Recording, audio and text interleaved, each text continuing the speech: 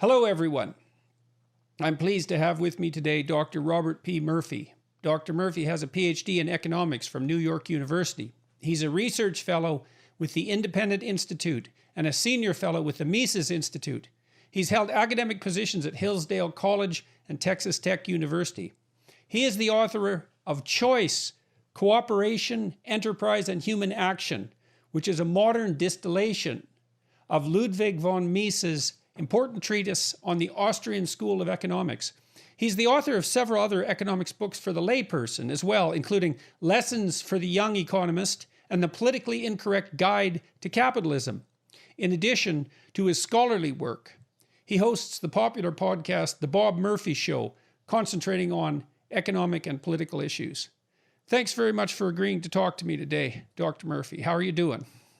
Oh, I'm doing great, and thanks so much for having me on the show, Dr. Peterson. My pleasure. A lot of my listeners have mentioned their belief that my work is somehow reminiscent of work done in the Austrian School of Economics. And after reading, I didn't really know anything about the Austrian School of Economics. After reading the bulk of Choice, Cooperation, Enterprise, and Human Action, I understand why. There's an emphasis on value, I suppose. A lot of my work is predicated on the idea that, it's not my idea, but on the idea that human beings are goal-directed actors, and that much of our motivation, much of our behavior can be understood in that light, profitably understood in that light, so to speak. And Mises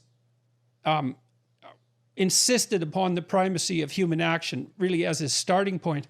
Why did you write Choice, Cooperation, Enterprise, and Human Action? And maybe we'll walk through it. I wanted to talk to you because I wanted a 2-hour lesson in Austrian economics, and I suppose I felt that this was the fastest way to do it, and I could share my intellectual endeavor with all of my audience, and so I'm hoping we can manage that today. So let's go to the book. Okay, sure thing, and I'm happy to do it. So Ludwig von Mises is a giant in the Austrian School of Economics, and his magnum opus is called Human Action, and it's a masterpiece, and that's really, in terms of modern Austrian economics, people can read that. But unfortunately, it's something like 900 pages long. Even though he wrote it in English, it's a very Germanic, formal style. The vocabulary is difficult, and he assumes the reader is like a Renaissance man or woman and knows lots in various fields, and Mises just makes offhand remarks as if the reader already knows all these things. So what I tried to do with my book Choice was to take, the essentials of human action and make it about 300 pages or so. And the Independent Institute, the publisher, they told me, make it so that it could be assigned plausibly to an undergraduate class. And so that's what we tried to do. And the thing in particular I wanted to make sure the reader got out of it was knowing the Austrian theory of what causes the business cycle. Because to me, in our times, that's the essential scientific finding of the Austrians that even other free market schools are missing. Well, let's start with the basics. So okay. How did Mises, and in your book, how do you construe the basics of the economic system? How do you define it, define the individual actors within it? Okay, so the way Mises proceeds is he says that historically there was the classical economists, people like Adam Smith, and he wrote The Wealth of Nations. And just the title of that shows that what the classical school was focusing on was the production of wealth, of physical things that people value, and that's what they were focused on. And then there was the so-called marginal revolution when the Austrian school was born. And that happened in 1871. Karl Menger was one of the three people credited with ushering in this, what's called the subjective marginal revolution in economic thought. And that gave us what's called modern value theory. Right. And so there's different theories about why something is worth something. And one theory would be that something has a price because it took a certain amount of labor to produce it. It took a certain amount of goods to produce it. The price has to reflect the labor and the goods. I think it's not unreasonable to point out that that would be the fundamental presupposition of Marxist economists. And then an alternative to that would be, well, actually, if you produce something that no one wants, it doesn't matter how much work and how many resources went into it. its net price is essentially zero if there's no market demand. And so the economists that you talked about flipped that on its head and said, well, the price of something isn't dependent on the nature of the resources that went into it. It's dependent instead on the demand of the population served for that particular good. And then you talk about the marginal revolution, which transformed that theory, that pricing occurs at the margins. And that would be something very much worth explaining. Okay, yeah, sure. So so everything you said is perfectly correct, but some people might have the misconception that the labor theory of value is a specifically Marxist invention, which makes sense because, Marx cares about the working class and thinks that the capitalists skim off the workers. But the classical economists also, like Adam Smith, the heroes of the free market tradition, also adhered to what we would call a labor theory or a cost theory of value. And it goes back, I think even to like Aristotle. So the old conception was, if a stagecoach trades for so many chickens in the marketplace, there must be some quantity that's equal in both of them. There's the market prices are a measuring rod of something that's in the objects. And what is that? And so Marx thought, it must be congealed labor power or something like that. And so the marginal subjectivist revolution of 1871 realized that no, when a stagecoach trades for a gold coin, it's not saying a stagecoach equals a gold coin. It's saying the person who gave up the stagecoach valued the gold coin more than the stagecoach. That's why that person agreed to the trade. And for the buyer, it was the other way around. They valued the stagecoach more than the gold coin, and that's why they did it. So there's no equality going on. It's a difference in subjective measurements on the margin. So there's an inequality from both parties that just is lining up differently. And why on the margin? Okay, so the deal with saying margin is, there's the subjective element, which is, like I said, it's just what's in people's heads. And then the reason it's called the marginal revolution is that they realize that any given exchange is just particular units. So the word margin meaning like on the edge, like the margin on a piece of paper. So the famous way to motivate this is to say, why is it that diamonds have a higher market value per unit than water does? Because water is essential for life. So you would think water should have a higher price. But the reason is in any particular exchange, you're not trading all the water in the world for all the diamonds. If you were, then the water would be more valuable. It's just like that gallon of water versus that diamond.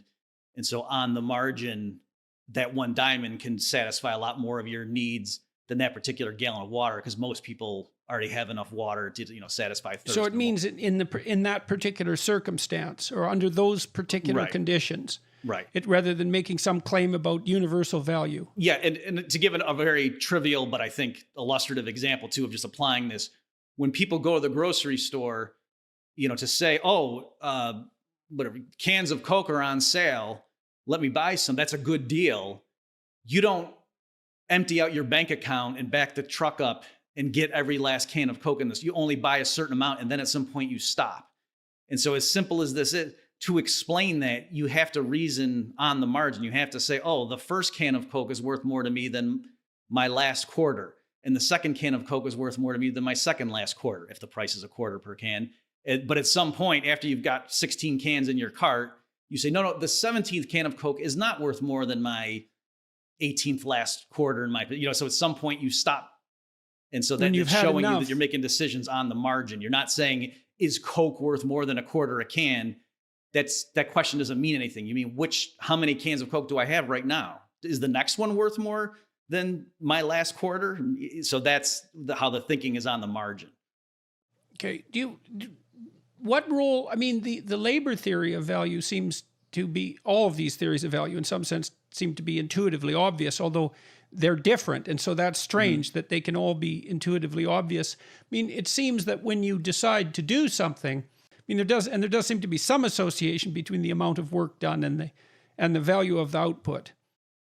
Right. So the classical economists, they weren't stupid. There was a reason that they thought that was a good explanation. And if you go and read their writings, it's not even that what they're saying is wrong. It's just there's only so much you can do with it. So it's true in a market where there's a good that's easily reproduced and we have access to all the inputs or whatever. It's true that if if it were selling above the cost of production, then more people would produce more of it, and that would push down the price, and it would raise the prices of the inputs until, that huge margin was wiped away.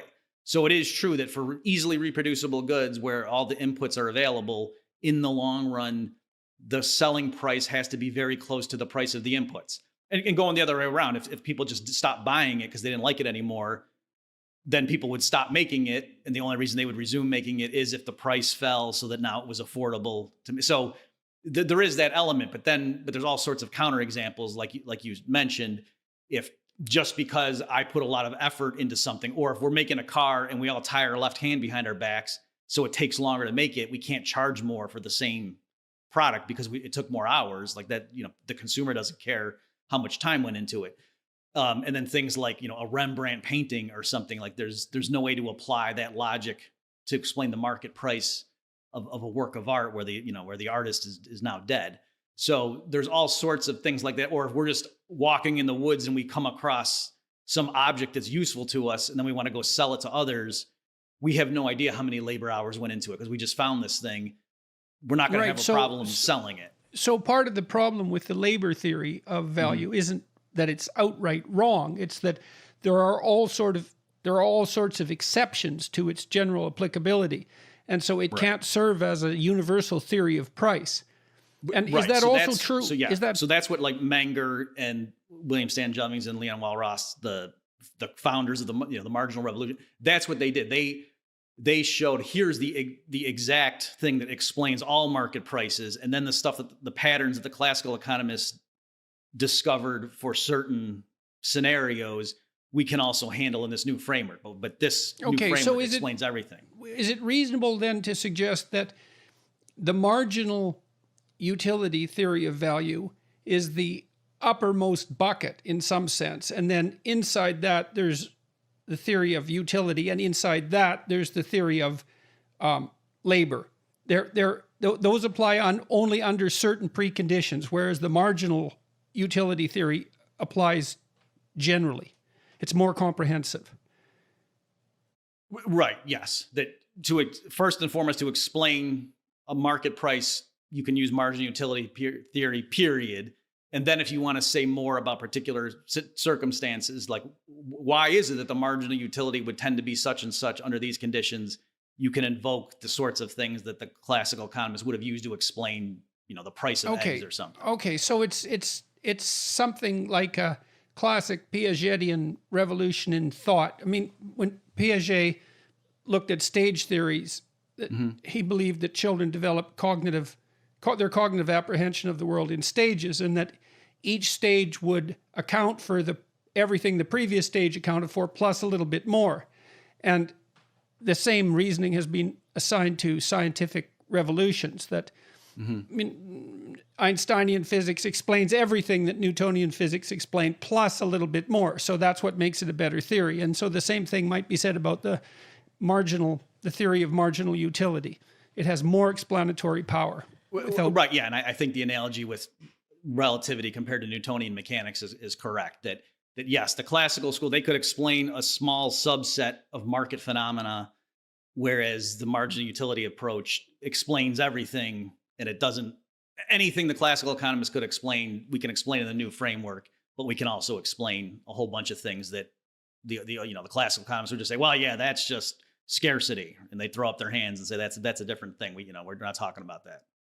Okay, so I guess one of the thoughts that kept going through my mind, and this is not a critique, but it's, I think, more the consequence of being ignorant about the field, is that I kept thinking, well, why is it that people should care about this? Now, you make a case for that in the book, and so did Mises.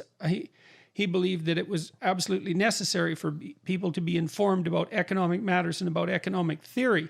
But the reason for that isn't self-evident. So perhaps you could do us the favor of explaining why we should care about this, and what does it buy us as individuals and as a society to have an economic theory, and more importantly, to have this particular economic theory, let's say.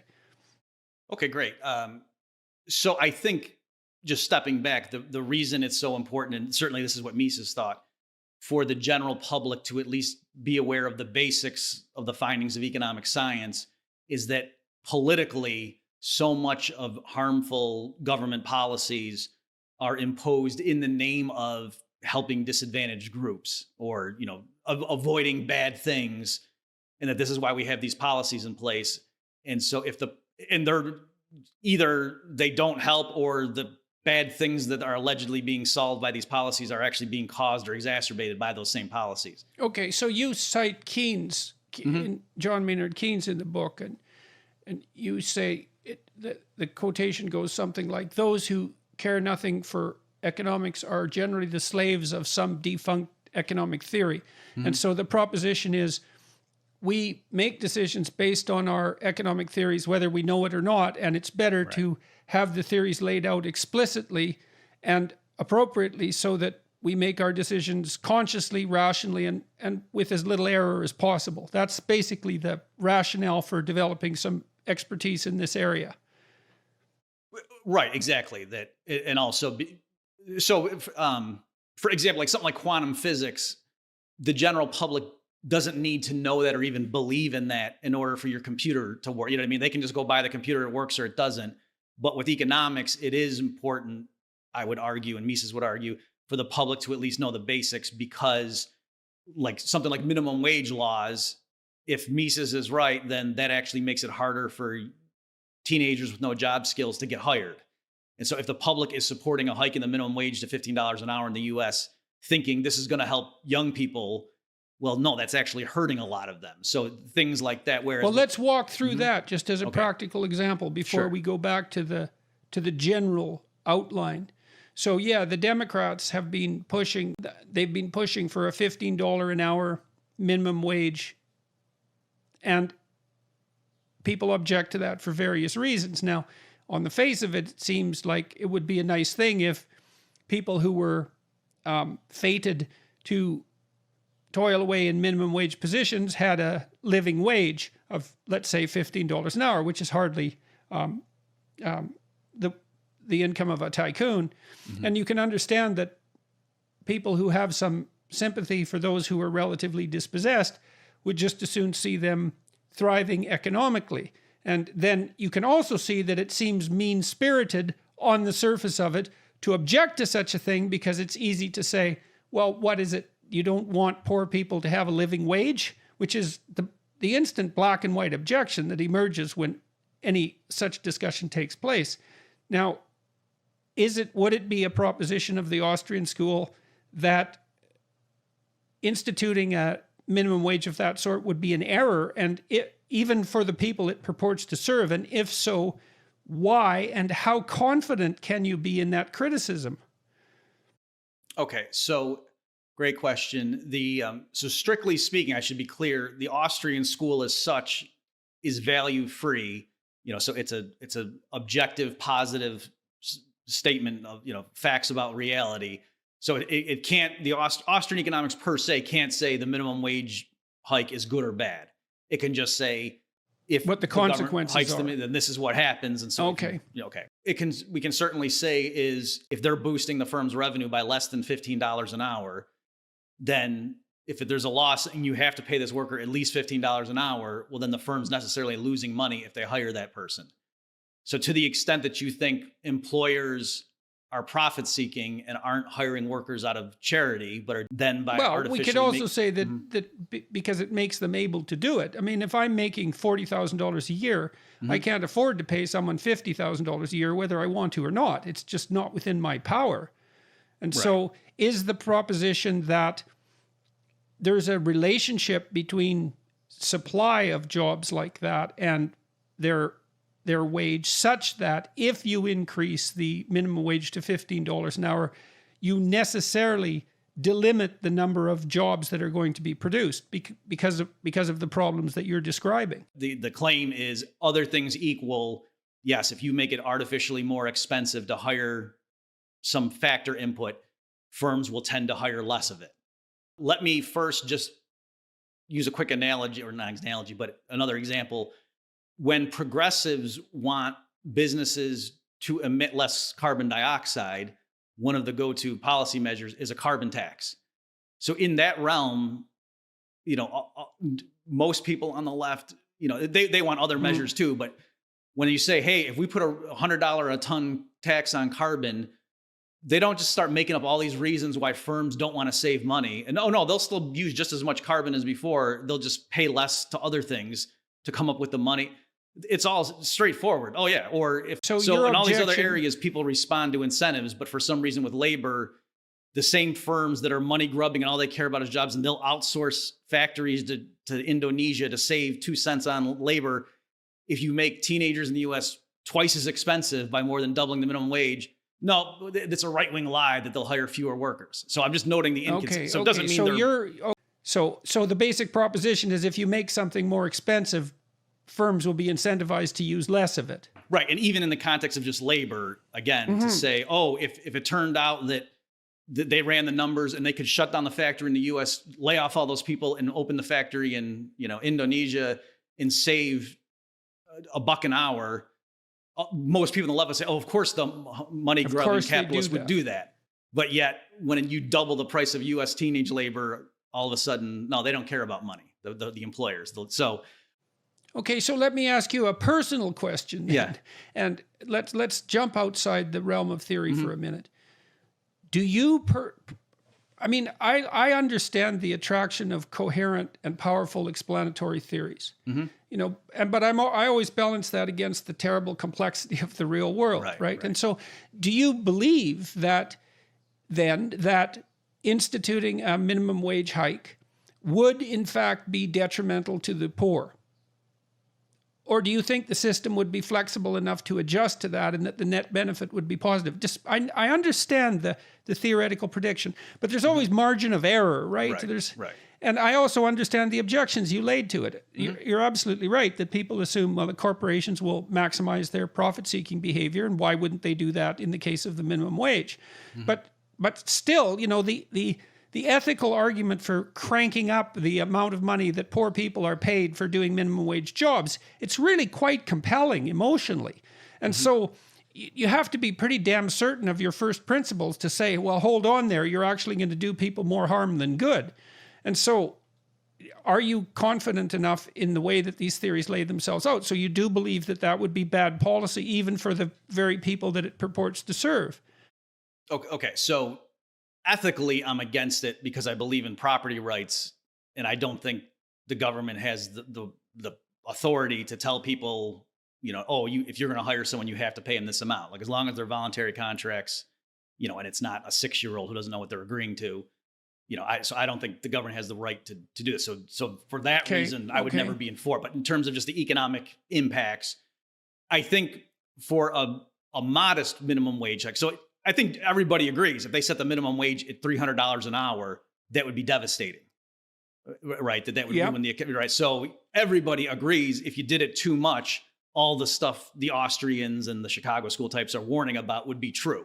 So all we're quibbling about is, could you do it a little bit such that the net benefits? Exactly. So I do agree. I mean, they have raised the minimum wage in the past, and it's not that all of a sudden, no teenager can get a job anywhere. But it is true empirically that unemployment rates among, young people are much higher than the general population. Right. And so this, is partly to explain why that would be. And so I think you're right. In practice, there are other considerations that come into play. And it could all ultimately work through the issue of productivity that for, a small minimum wage hike, the firm, like a McDonald's franchise, is probably not just going to lay off everybody because that would be bad for morale. But I think what is true is, knowing minimum wage hikes are on the horizon, they have revamped their operations to have more kiosks, to have, Right. So now instead of having 8 teenagers on each shift, they've got one 35-year-old manager who's got, the thing taking orders from drive-through. They got the machines that are optimum. They just put the drink there and hit the size, and the machine fills it up. They're running, Okay. So we I could think say that's all true. All right. So we could say with some certainty then that there's a price to be paid for increasing the minimum wage. And the price is that minimum wage workers are more expensive and will therefore that will incentivize the search to replace them in some manner. Right. Right. And also and how much they're replaced, well, that's not easy to calculate, but the incentives are then push in that direction.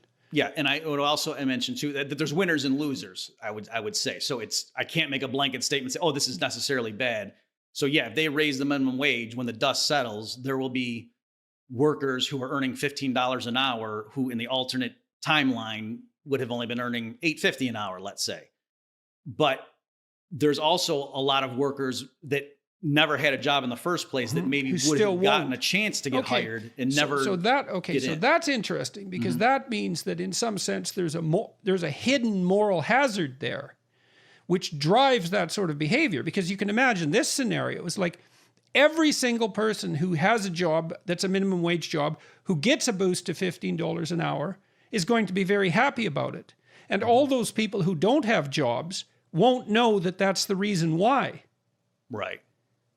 They might, attribute it to racism. Well, they could attribute it to 10 things, right? To 15. They're not necessarily going to point to that decision and say, well, it's that specific decision that means that I don't have a job at all. Right. And I should also mention too, I actually know the Canadian data better because I've done some work for the Fraser Institute up there, but it's called the low income cutoff threshold is like the Canadian government's measure of poverty, like households that are above or below poverty.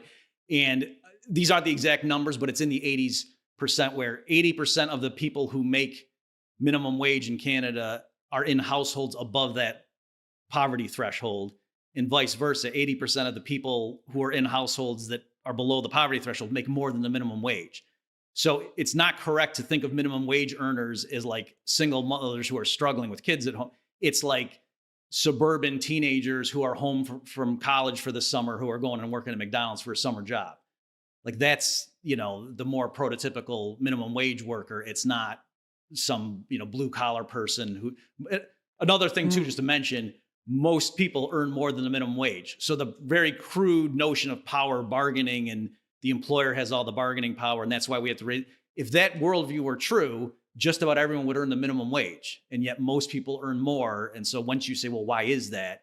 Well, it's because of competition, and if people's skills are $20 an hour, they're going to get paid more than $7.25. You realize. So it's really important actually to figure out who is it that's only qualified for a minimum wage job, because that also drives the narrative of the utility of raising the minimum wage. Right. And your claim is that it's mostly people from households that are above the poverty line.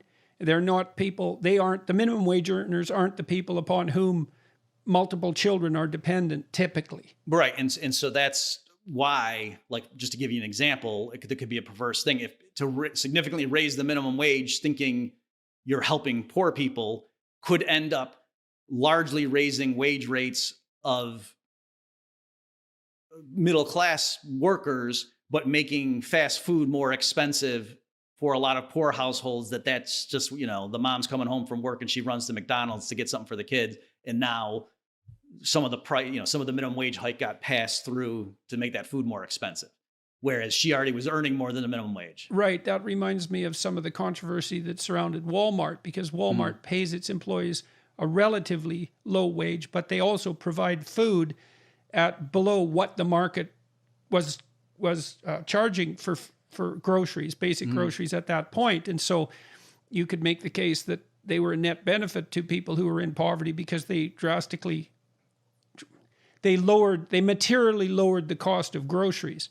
So it depends on whether you look at the wages they paid and they also provided jobs for that matter. And I'm not necessarily trying to, provide a defense for Walmart. I'm just pointing out that there are multiple factors that need to be taken into account when you're analyzing the consequences of such decisions. So I was thinking too about your book philosophically, again, trying to solve the problem of why this is important. And, there is a philosophy that goes along with each economic school, and the philosophies in many ways have a pronounced effect on the nature of the public debate. I mean, right now, we seem to be falling prey to a pretty intense ideological battle between those who claim that our social institutions are functionally predicated on the expression of arbitrary power, which is in my view, in some manner related to the labor theory of value and the notion that capitalists skim off the extra value, which is something we should return to. And there's an entire critique of the structure of society that goes along with that. Now, Mises predicated his ideas, and this is partly why these works are philosophically important and ethically important. Mises predicated his work on different a priori principles. So he believed that people were capable of free action. That was our determining characteristic. And that we banded together cooperatively to maximize the, what would you say, to maximize the consequence of our free action. And it's not a theory that's predicated on the expression of arbitrary power. Mm-hmm. Well, yeah. So, and this even kind of ties back to what we were just talking about, the minimum wage debate, that I think the fundamental divide between people like me who are warning about the negative consequences and people who are saying, no, the firms will just, if you force them at gunpoint to pay more, they will, because they got buckets of money. And why I was saying, well, that's why it's, if that's the person's worldview, where they think it's all just a matter of the employers have all the power. If you're a starving worker, you got to just accept whatever they give you. If that were really the full story or most of the story, everybody should be earning the minimum wage. And yet most people are earning more. And so that shows, no, it's really not just about bargaining power. It's if your labor time produces $20 an hour of stuff for your employer, in a market economy, you might not get paid 20, but you're not going to get paid $7.25 because somebody else could come along and offer you 10, and you would take that offer, and they're still, they're making the gap. So yes, likewise here, the Marxist conception, I mean, there was lots of things wrong with it, but yeah, Mises thought, no, if you study economics and why would an employer hire workers in the first place? And it's not out of generosity. It's because the worker, by adding to the operation, the firm makes more money. But then once you realize, okay, that's why. So if a worker can boost your revenue by a certain amount, well, other firms want that too. And that's, as long as there's competition, that, that worker's going to get paid accordingly. Right. And so hypothetically, what happens is, as that sorts itself out, is that the managers and the executives and the entrepreneurial types who are providing employment get paid for their managerial, administrative, and entrepreneurial ability in organizing the firms, and the workers. I mean, not that there's a clear distinction, which is something else you point out. There's not a clear distinction between worker and manager, worker and entrepreneur. Mm-hmm. But in any case, the workers pay the entrepreneurs and the managers for providing the structure within which they labor, essentially, rather than the managers and entrepreneurs skimming off the excess labor of the worker.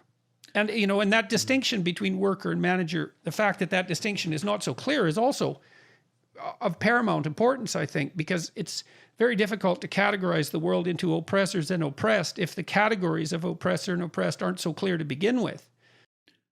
Right. Yeah. So you hit on a bunch of things there. So yeah, Mises was, I think, one of the better economists in stressing that, yes, we have these, I think he called them catalactic functions, meaning like, yeah, you got your entrepreneur, your worker, your landowner, your capitalist, and those are sort of ideal types that we can, but he was saying, yes, in the real world, every action is entrepreneurial. So even a worker who takes a job with this firm, and you would say, oh, that's not entrepreneurial. Well, no, it was, because the worker had to forecast the future and say, do I want to be with this firm, or maybe I can go with this startup over here who maybe's offering me stock options. They're taking a risk, right? Because in some sense they're purchasing a career, mm-hmm. And so they have to analyze the general marketplace and decide, well, first of all, where they're going to get best value for their money, but they have to look into the future and say, well, is there a future with this firm? And so it's micro-entrepreneurial in some sense, because it only determines the course of their career and maybe their family's well-being moving forward. Mm-hmm. So it's a difference of scale rather than type. Right. So just like, some brash startup person going to, outside funders to say, hey, can you put money into my new software firm? And, the capitalists are wondering, gee, do we want to risk and invest in this? Everyone knows that's an entrepreneurial decision. But by the same token, yeah, if they go and get a bunch of programmers and say, come work with us, don't go work for Google or whatever, work for us because we'll give you stock options, and we can't pay you anything right now. Again, so it's like you were saying, everybody has to be entrepreneurial in a sense. And Mises talked about that. To go back though to what you're saying, you were right too about the notion that, oh, it's the capitalists skimming off the workers. Because there is a certain plausibility to that, that there's a sense in which, well, gee, who makes the cars? Well, the workers go into the factories and they're using their hands. And whereas the fat cats are just sitting, getting their dividend checks, looking at the stock price, they're not making the cars. So there is this sense that it's the workers who are making everything. And so why don't they get to keep the fruits of their labor? And this goes back to Bumbaver, who was like a second generation Austrian. He pointed out that it's the time element, that in a sense, really the workers, when they get paid their wages, are getting in advance on what their labor is ultimately going to bring down the road. And so he was saying, workers, if they wanted to, they could just form together and they could build everything and sell it down. No one's stopping them from doing that, but they want to get paid up front. Well, they may also be stopped from doing that because they don't know how to do it. I mean, again, there's an intuitively obvious phenomenon at stake there that you described, which is that, where the rubber hits the road is the motion of hands. And when you build something, well, that's the sort of point at which the thing manifests itself, is the operation of hands. But to say that what hands do, what manual labor does, is the only form of labor is to completely eliminate the notion that abstraction is useful and also laborious. And that would mean that thought itself is of no utility and that abstraction itself is of no consequence. And that seems, that's an extraordinarily primitive theory of labor, to think that thought itself isn't labor, given that we know, and we have to decide if we would accept this proposition. Thought is a labor multiplier. Otherwise, why bother with it? Right. So if you're good at thinking, you think up a more efficient way of doing something, and maybe that's your managerial, contribution. And that's not a matter of exploitation. That's a matter of providing a structure in which manual labor can be done in a manner that's more competitive. And so that enables people to hire other people. And it's absolutely ridiculous not to give people at all levels of the abstraction hierarchy their due with regard to labor. I don't understand why Marx was able to get away with that. If I might just emphasize, though, because you made a great point there, and just to drive it home for people. Right. So it's the fact that that factory is sitting there. Someone had to make that decision. And that's something that Mises, focused on with the socialist calculation debate that I'm sure we'll get into later in this discussion. But people just take it for granted. The factory is just sitting there and the workers, you're right, show up and they have all these tools that somebody, Henry Ford or whoever, came up with the idea of the assembly line approach to, mass producing things like that. Someone had to invent that. And that, and so you're right. Right. And so you might think Henry Ford thought that up in 15 seconds. And so the labor theory of value falls apart pretty damn hard there, because that's such a stunning technological advancement, that the segregation of labor into its constituent elements. And it also enabled Ford to pay his workers much more than workers had been paid previously. And he was on board with that for all his other flaws. He wanted to pay his workers enough so they could buy what they were producing. So, and you could call that an enhanced form of selfishness, I suppose, but it worked out quite well for the workers. And so you do get these situations where revolutions in thought produce something of almost incalculable value. And well, any labor theory, any theory of economic value that can't take that into account is severely flawed. But it still doesn't account for why it's so damn attractive. Yeah, and I do want to come to that, but just another thing too to consider. It also explain, or to just merely explain everything by, it's the workers produce everything and everyone else just skims off the top. But why is it, though, that so many people around the world are desperately trying to get into, advanced country, first world economies, let's call them? It's because an average hour of labor in Bangladesh is not worth as much as it is in the United States. And so there is something about the fact that the infrastructure in the US or Canada or, in Europe, labor is more productive there than it is at other places on the globe. So it's, there clearly is more to the story than just, the capitalists. Well, and then, that also raises a question too, is just exactly what constitutes that productive infrastructure. And a lot of that is actually conceptual, right? Because we don't know, for example, how much the idea that each individual is of sovereign value is worth economically, but it looks like it's worth a lot because cultures that are predicated on that presupposition tend to be incredibly productive economically, and cultures that aren't don't. And so we can see that abstractions of the sort that make up the philosophical basis for economic theorizing actually determine the economic course of the country and all the individuals within it. So let's go back to first principles again. What I'd like to do is to contrast, say, a radical leftist view of economic function and individual psychology with the Austrian school of economics.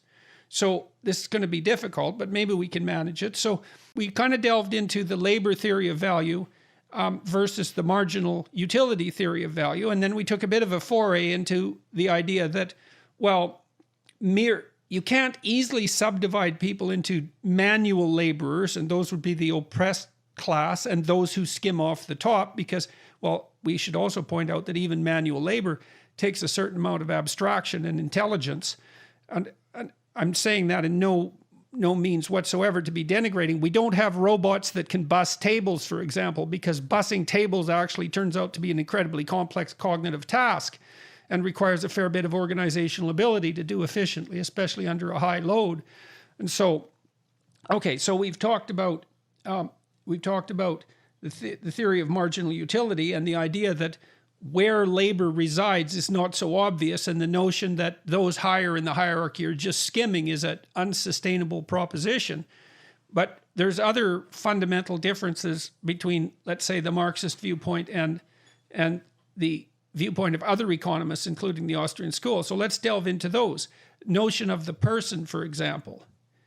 So Marx presumed that our consciousness was determined by our society, right? That we were downstream from society in some sense. And that's not a proposition that Mises was particularly fond of.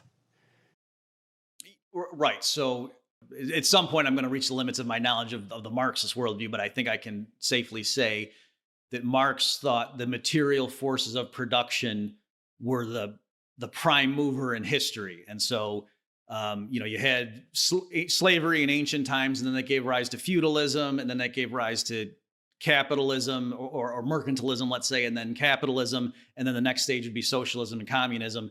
And that he said each stage, had to develop to its fullest potential, and then it would burst asunder in the next one. And that at each stage, the intelligentsia would come in and give an ideological superstructure to justify the current system. But it was, the productive forces were the driving thing. And then the idea people came in to just, make up a story to explain to the masses. And the story was to justify the exploitation that was part and parcel of skimming off the excess labor.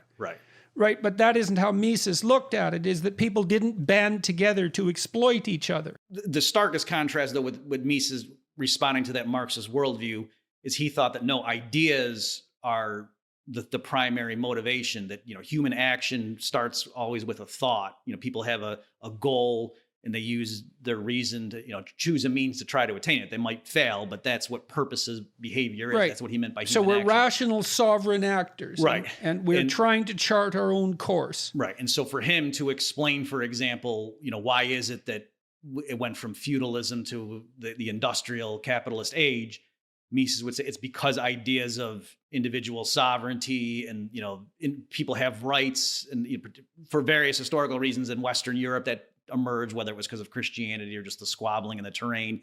But the idea that, the king can't come into your house. You're the castle, your house is your castle. Like notions like that, Mises argued, came out of Western Europe earlier than other places. And that's why they, took over the world, basically. Like that was the reason. And so then scientifically or empirically, why was that idea so potent or powerful? It's because of what you're saying, that Mises thought it just so happens to be the case that human labor, when you work cooperatively, gets magnified manyfold. That if we instead of everyone growing their own food, making their own clothes and everything, being their own doctor. So there's an attractive quasi-religious notion as well. Okay, so here's what we do. I'll tell you a little story about this. I went and stayed at an Airbnb out on the coast of British Columbia one year, and it was this nice little cabin perched on the shore of this idyllic island. It was a kind of a log cabin, quite primitive, but very, very beautiful, in a beautiful locale. And the people who owned the place were from Europe, and they were back to the land types.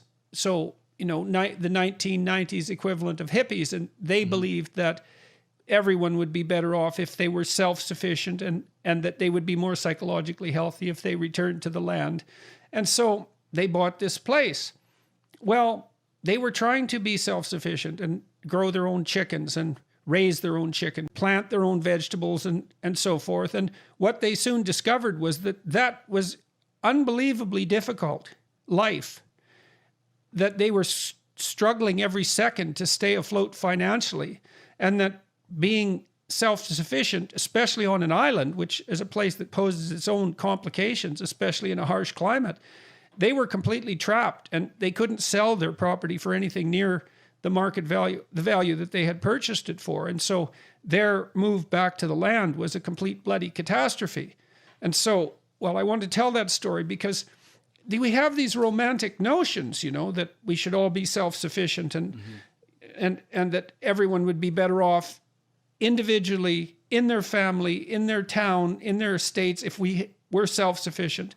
But there's a different idea, which is that we're better off trading with someone, generally speaking, even if we're better at everything we do than they are at anything they do. And so that's a really crucial point. And so maybe I could get you to elaborate on that. Like, we're rational people. We don't band together to tyrannize each other. We band together to maximize our productivity. And we do that to stave off the catastrophes of nature, let's say, so that we have enough to eat and enough to drink and we don't die from some bloody miserable disease. That's where the tyranny is, in our subjection to our vulnerability. We band together to maximize our productivity. Why does that work? And why is that justifiable in terms of assessing the nature of our social institutions? Okay, sure. And again, just to drive home for Mises how critical this was, because for him, that was the basis of civilization. That's why we need to have property rights. We need to have, rules of social order. You can't go around killing people. He would ultimately say, because civilization, our standard of living rests on the fact that we all specialize in what we do best, produce way more of our thing than we need personally, and trade it with others. And so if certain people specialize and are farmers and they grow way more food than they need and sell the rest to others, and some people just make a bunch of sweaters, way more than their family needs to wear, and they sell it. Some people just make a bunch of cars, way more than they're going to drive, and they sell it.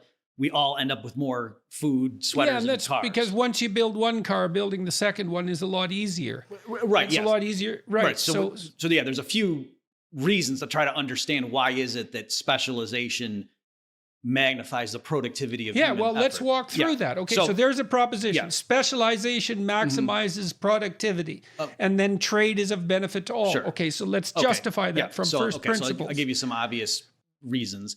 So one is people have different abilities, and so some people are just like a big burly guy is going to be better as a coal miner than some dainty woman. Right. And so things like that are obvious. Okay. Certain regions around the world just are more hospitable, right? You're going to grow more oranges in Florida than you are in Alaska. That's just so clearly the people in Florida should specialize in growing oranges, and people in Alaska. So we can capitalize on the unequal distribution of productive resources by trading. Right. Right. Instead of trying to eradicate the inequality, we can capitalize on the fact that it exists, which is, in a sense, is something that eradicates it. And what would you say? Practically speaking. And that's important to note too, because, we have this idea, and I think it's deeply rooted in our moral intuitions, that everybody should be equal. It's like, well, wait a second. We trade on our inequality. So that's kind of interesting. You're better at something than I am at something, let's say. And that's an inequality. And you might even say, well, you became unjustly better at that than I did, for historical reasons. But the fact of the matter is that inequality exists. So let's try to address it. Well, one way of addressing it would be for me to get as good as you are at that thing. But the other way would be for me to do what I'm good at and for you to do what you're good at and for us to trade. And then if we have money, well, we can transform the value of our labor into something that's universal, and that is an equalizing force in and of itself. Right. Yeah, that's all certainly true.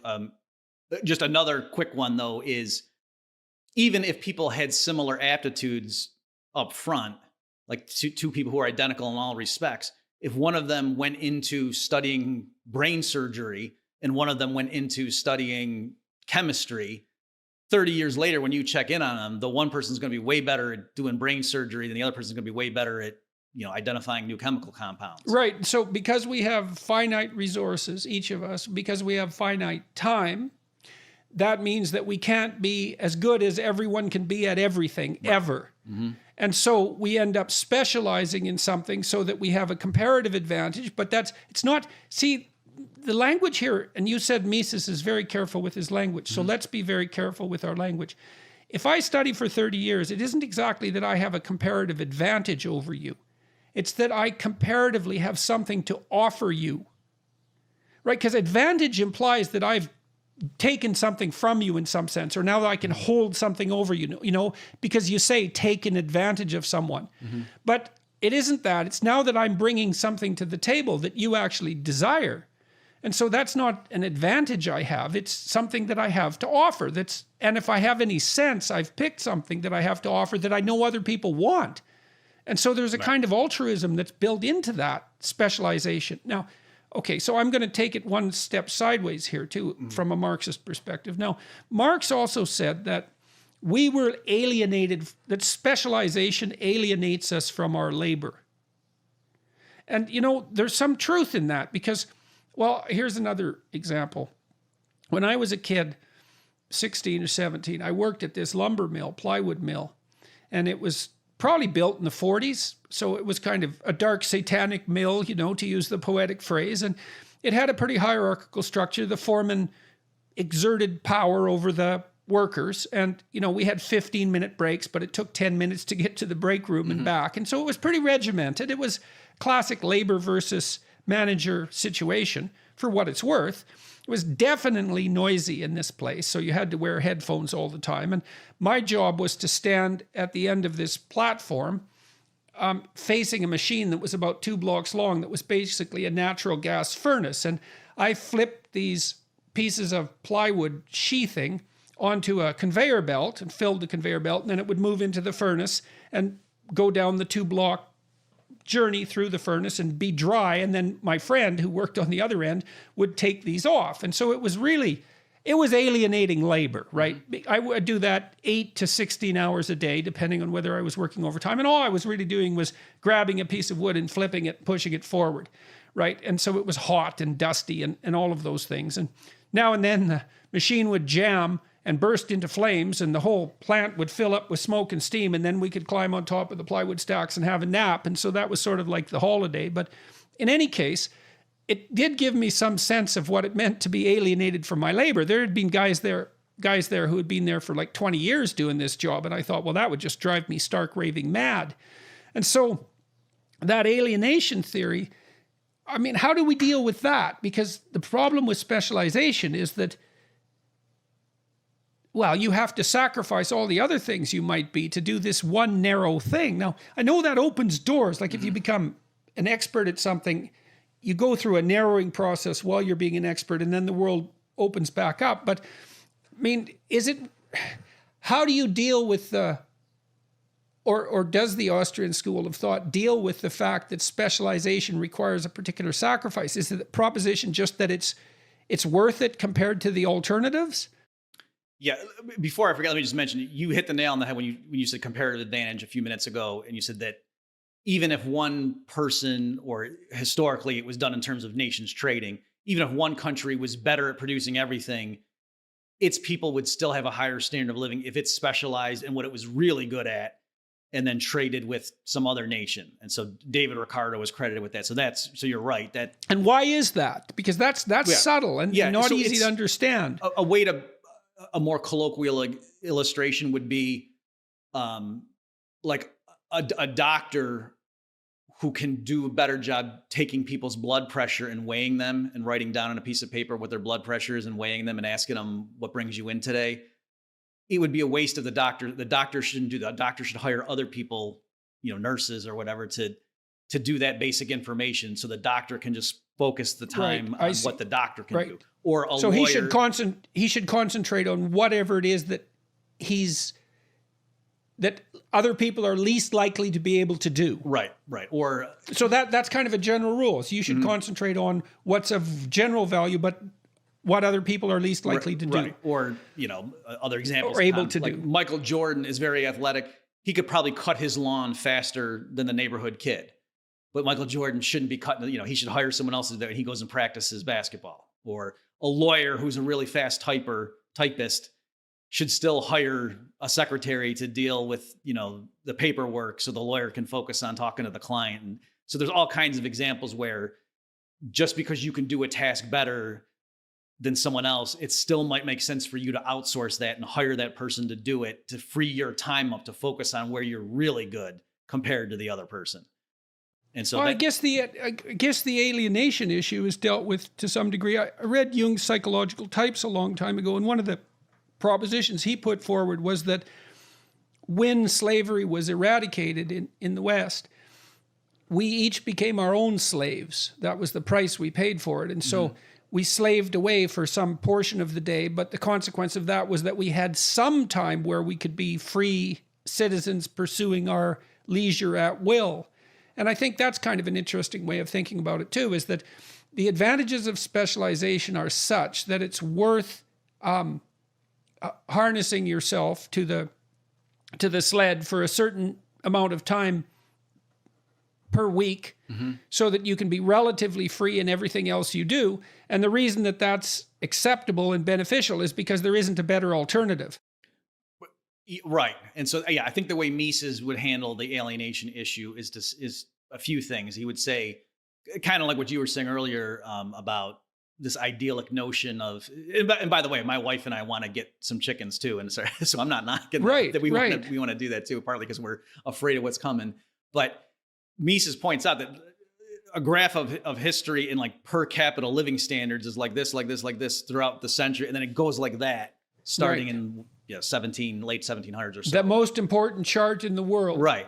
And so, and also population explodes. It's not merely that it's the same population and just their living standard. It's like all of a sudden, the Earth's population starts growing very rapidly. And so Mises' point was the only way that could happen is the cities all of a sudden started growing, factories. So peasants left the farms and went to the cities where the jobs were, to speak colloquially. Well, yes, and they left the farms and went to the cities despite the existence of the dark satanic mills, because all things considered, it was better in the dark satanic mills than it was on the bloody farm. Right. Now, in fairness, it wasn't just all laissez-faire and property. Like there's people on the left will argue that there was what's called the enclosure movement, and that like some of the land that the peasants used to just live on, and it was considered theirs, these rich people in cahoots with the authorities came in and fenced it off and kicked them off, and so they had no choice but to go to the cities because they were dispossessed. Right, but that doesn't mitigate the fact that everywhere in the world people are moving from rural areas to the city. Right, everywhere, and faster and faster and faster. And so this is why I want to emphasize this issue of power, because we're talking about first principles here, and it's really important to get your first principles about the nature of your society correct. And so, one theory is that value is produced by labor, and then the exploiters skim off the excess labor. And another theory is that, no, we band together as free individuals, we sacrifice ourselves to become specialists, but the net consequence of that is everyone's gain, including our own, and we do that as free agents. And that's not a fundamentally exploitative system. The fundamental exploitation is our subjugation to the demands of our biological vulnerability, not the tyranny of the social institutions that actually ameliorate that. Now, and then we could say, well, yes, but there are aberrations, and sometimes social institutions degenerate in the direction of arbitrary power, and sometimes they're not merely a consequence of cooperative action, but that's not the main trend, and that's not the central tendency. Right. And also too, just going along the lines of the alienation. So you're right. There is a trade-off, I guess, that, and people, and this is a point Mises would stress too, that when you think about, the factory and that's just the fat cats. No, what are they doing at the factory, especially if they're mass producing? That's mass production for the masses. It was in the Middle Ages where there were, boutique items made just for the rich. But the rise of modern capitalism, where people are going to factories and just cranking stuff out and, oh, this is so monotonous, that's because it's mass production. So that's showing that's what the consumers are getting. You're not, a factory doesn't have a bunch of workers there sitting day in and day out doing mindless tasks just for a baron. That'd be too much output. It's for the masses. So there is that trade-off that you as the consumer, if you want all of this cornucopia of goods available that wouldn't have been available in the year 1500, that's because of this new way of producing. Right. So the price you pay for that is that you have to serve to some degree as a cog in the machine, but you get to decide which cog in which machine. Ideally, yes. And so, and also too, like we just take it for granted that, oh, we have a weekend now. We only, typically work 5 days a week. And even there, when people go into the office now, they don't really work 8 hours. They're on Twitter, they're getting coffee. You know what I'm saying? So even now, a work day is not nearly as hard as it was 50 years ago. And so yes, you might feel like, oh, this job, my boss doesn't appreciate me. But it is, you have way more free time now because productivity is higher. Your wage rate now is way higher than it would have been in the year 1850. And that's because of, private property rights, Mises would argue, and the incentives that entrepreneurs face in a market economy. So, and ultimately, yeah, if you don't like your job, you can quit it and go do something else. If you have a genuine market economy. You're a wage slave who can choose his slave owner, so to speak. Mm-hmm. And maybe that is what constitutes freedom when you also face biological necessity. That's the best you can do. All right, so here's a proposition. Property is theft. Now that stems from the same kind of ideas, the same Marxist matrix, let's say. And the idea there is that, well, people gain arbitrary control over a natural resource and fence it off from the use of others. And that should be a general resource. And the mere fact that they have power enables them to maintain the fences and to benefit preferentially from whatever can be raised there, perhaps as a consequence of exploitation of the labor of people who are then allowed onto the land. Mm-hmm. And again, there's something that's sort of folk attractive about that, although I think it also dangerously incites and justifies envy. But maybe we need a better justification for private property. So what does Mises have to say about that? Okay, I don't know if Mises made this point, but I've seen others, like just prima facie, the statement property is theft is almost a contradiction or a paradox, because theft means somebody took your property, right? So the notion of property per se is built into the idea of theft. If property is a nonsensical concept, then so is theft, right? And so it's really hard. I would make that point. I don't know if Mises would make that point. One of the things he would say is, even the socialists who say, oh, rather than, the anarchy of production, or how monstrous would it be to have all the factories and the farmland in the hands of this narrow group of people, the capitalists, let's call them, or the bourgeoisie, or whatever term we want to use. And then the mass of the population is utterly dependent on their decisions. And look at how they live. They're riotous living and they're drunkards. And, these aren't reputable people anyway, or this is a crazy system. Let's be more scientific and rational and have experts running it. Still, they're just replacing who the narrow group of people are who are in charge, right? It could not be that the people collectively decide which crops are going to get planted on this acre of farmland, because what if people disagree? There has to be some mechanism by which we can agree, okay, we're going to plant wheat here and we're going to plant tobacco over here, or we're going to build a factory here and this is what we're making. That people can have disagreements about that. And it's silly and naive to assume, oh, if we just had reasonable people sit down and think about what's right, then it would be obvious how to use all of society's means of production. That no, it's not obvious at all.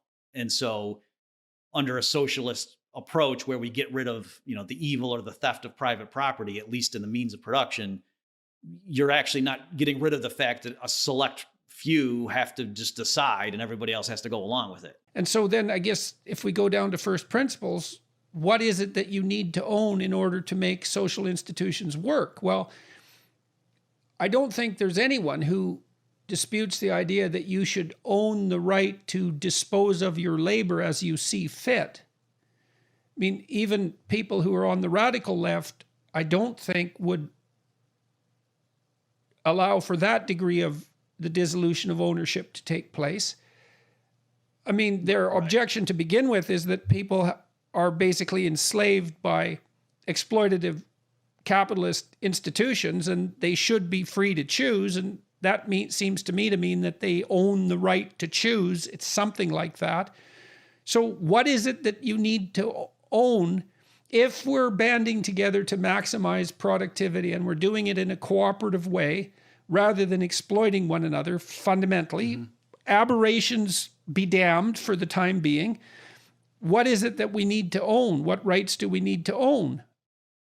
Right. Okay, great. So you're right that it's interesting that when you talk to, and obviously among, there's different groups like socialist and Marxist and Leninist and communist, those are not all interchangeable terms. And the people who believe in those things would get, take umbrage at people being sloppy with, so. Yeah, well, it gets really complicated in the case of places like Norway and Sweden and, well, Canada for that matter, because we're more socialist than the US. And I mean, Canada, Norway and Sweden and Finland and so on are doing quite nicely, all things considered. So these, compared to Stalinist Soviet Union, for example.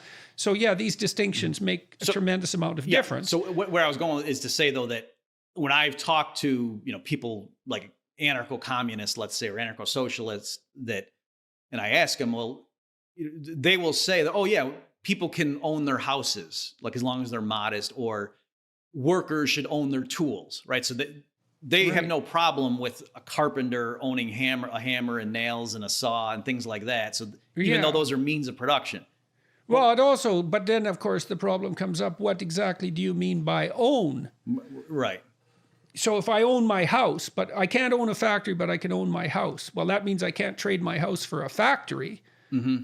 So I don't own my house in that regard. Yeah. So that's a good point. there's something really fundamental here that we need to sort out about ownership. So what does it mean to own something? Well, it means that you have the right to its use, right? Your will determines how it will be used, right? And so to say that I own a factory means in a modern context that yes, not only do I get to determine what gets produced in it, or if it just sits there idle, but also, like you say, to really own it means I should be able to sell it to somebody else for money. For anything, essentially. For anything. Well, that's where things get tricky, right? Because if ownership means something, it has to mean something like the right to trade the thing you own for other things you want, because why the hell else would you bother owning it? I mean, it'll produce profit, perhaps, but with that profit, you still want to be able to buy things that you can own. The reason I'm driving at all of this is because we're facing a situation in our culture where there are fundamental revolutionary critiques at the first principle level, right? We're not sovereign individuals, we're members of a group. We didn't band together for cooperation, we banded together to maximize our own selfish needs, our own selfish ambitions, and we do that as a consequence of the expression of arbitrary power. That the fundamental relationship between people in a hierarchy is exploitative, that the Enlightenment idea of the sovereign individual is nothing but a justification for claims of power for the privileged group. I mean, these are fundamental critiques. They go all the way to the bottom, which is why I'm trying to chase things down to the bottom. I'm also, and I want to go to this too at some point. And just so you know, Dr. Peterson, Mises was not a natural law theorist, right? So even though plenty of people like libertarians love the work of Mises, and people who are very ideological and have views as to like where property comes from and ethically, Mises was more utilitarian or pragmatic. And I think he would just say, I'm happy to have these discussions about the philosophy and the underpinnings of justice and so forth, but push comes to shove, the means of like factories and farmland and crude oil deposits and other minerals and things like that, those all need to be owned privately too, because you need to have market prices for those things. Because a given business enterprise needs to be able at the end of the accounting period to say, were we profitable or not? And that's the only way we can know if it's using scarce resources effectively. Okay, so one reason for ownership is that it's very difficult to monetize something without that ownership. And if you can't monetize it, you can't calculate its value. And if you can't calculate its value, you can't use it. Or you can't know whether you're using it efficiently or not. Well, but that would be the same thing, essentially, Right. because if you don't use it efficiently, you're going to have to stop using it pretty damn quickly. And so, to some degree, pricing is the antidote to the tragedy of the commons. That's another way of looking at it, is that, so for example, in the oceans, no one owns the oceans, at least not past, once you get out 200 miles, it's free for all, essentially. And so the consequence of that is that everyone is incentivized to take every goddamn fish as fast as they possibly can. And that's exactly what's happened. And it's because the fish are free. Right. But they're not, because they're a finite resource. And so the problem is we haven't monetized, or a potential problem is that we haven't assigned a monetized value to the fish.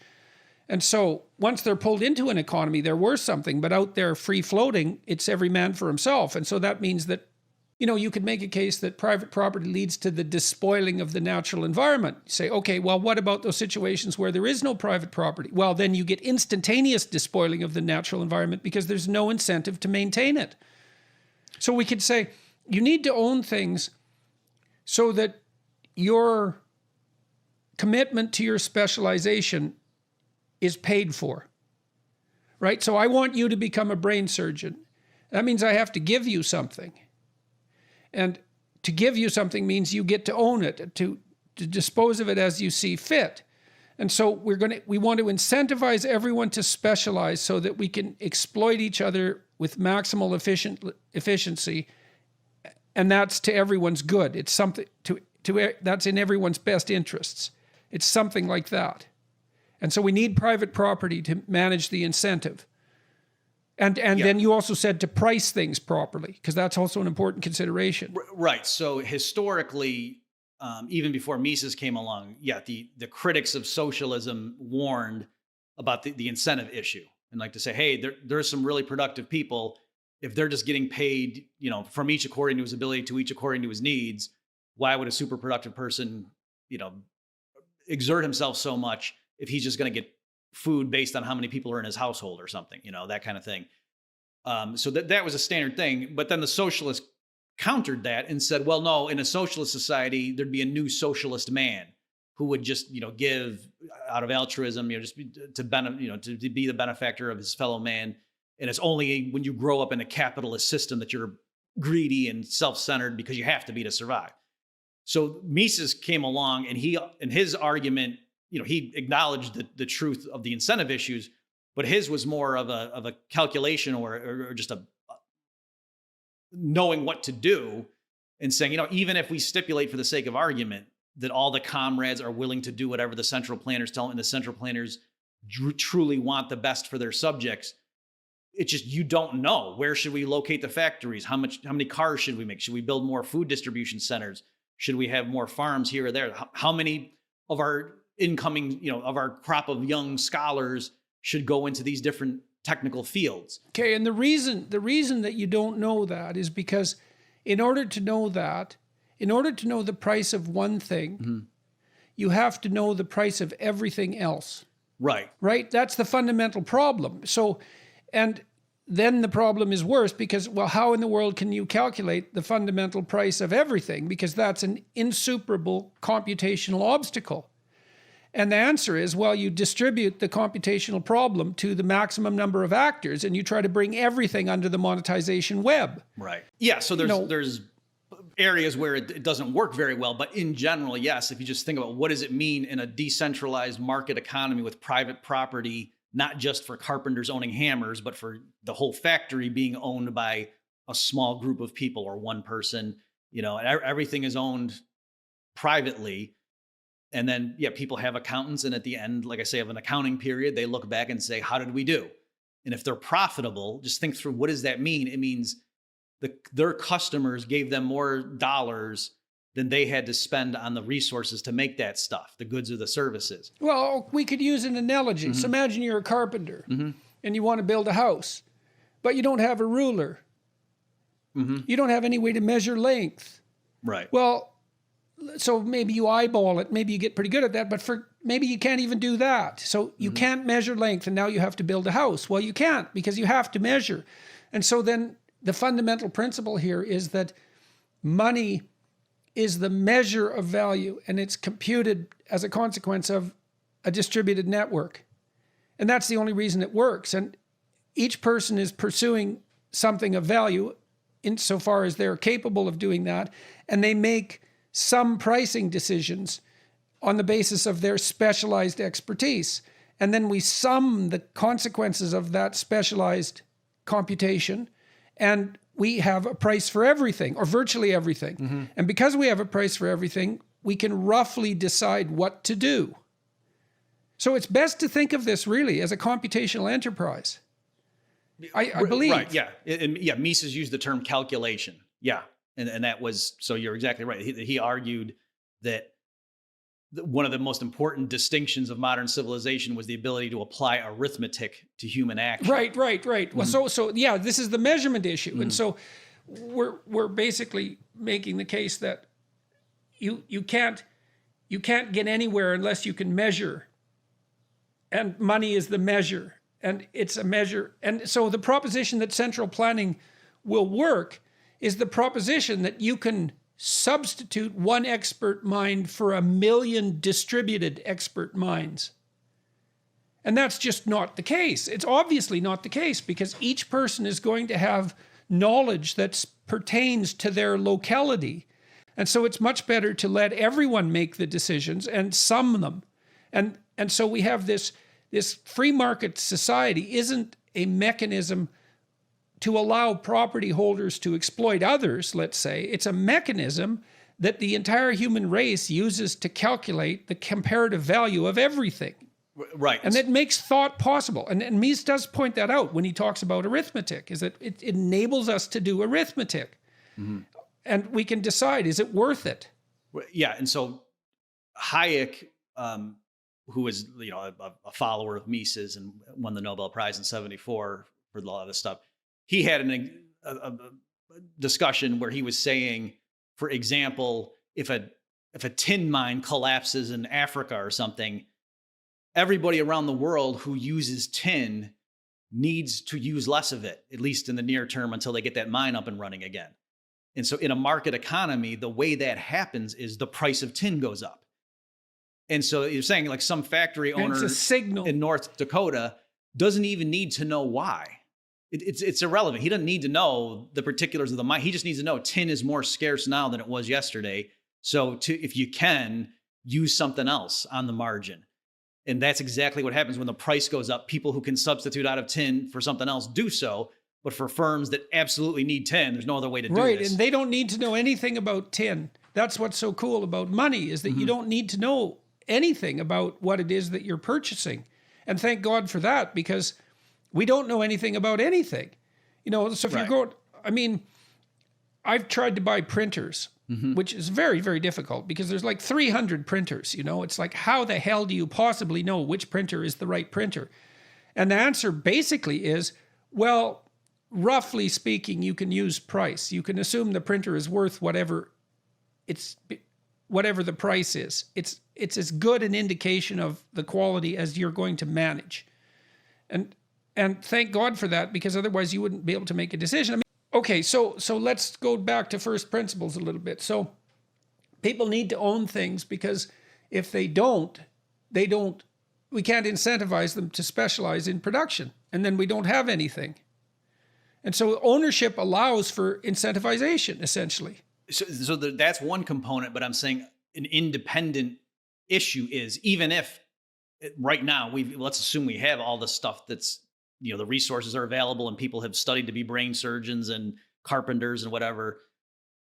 Even so, we don't know the what value to do with all these resources without having right. a profit. Okay, I got to get that in my head, because that's okay. Is there another attribute? We got two there.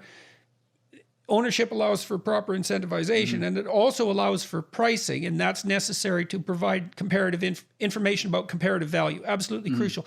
Is there anything else that ownership is key to? There probably is, but is there anything else we're missing? Well, I mean, not in terms of like the narrow economics of it, but I think the broader, so Mises would call himself a classical liberal, or he would just say liberal. And I think he would just say in that paradigm, private property was the ultimate bulwark against oppression by the political authorities. That Okay, so that's a good one too. So you might say, well, we need,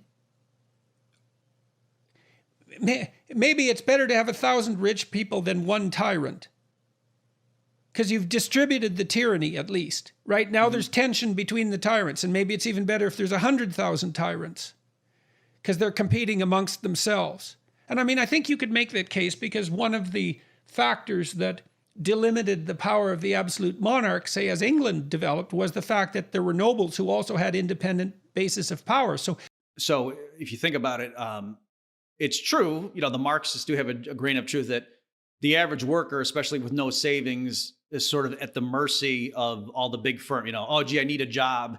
And right now there's really just 100 companies that are viable that might hire me. And if I don't get along with them, or if I don't kowtow and do what they want, be a yes man, then, I'm out and I have to just do whatever.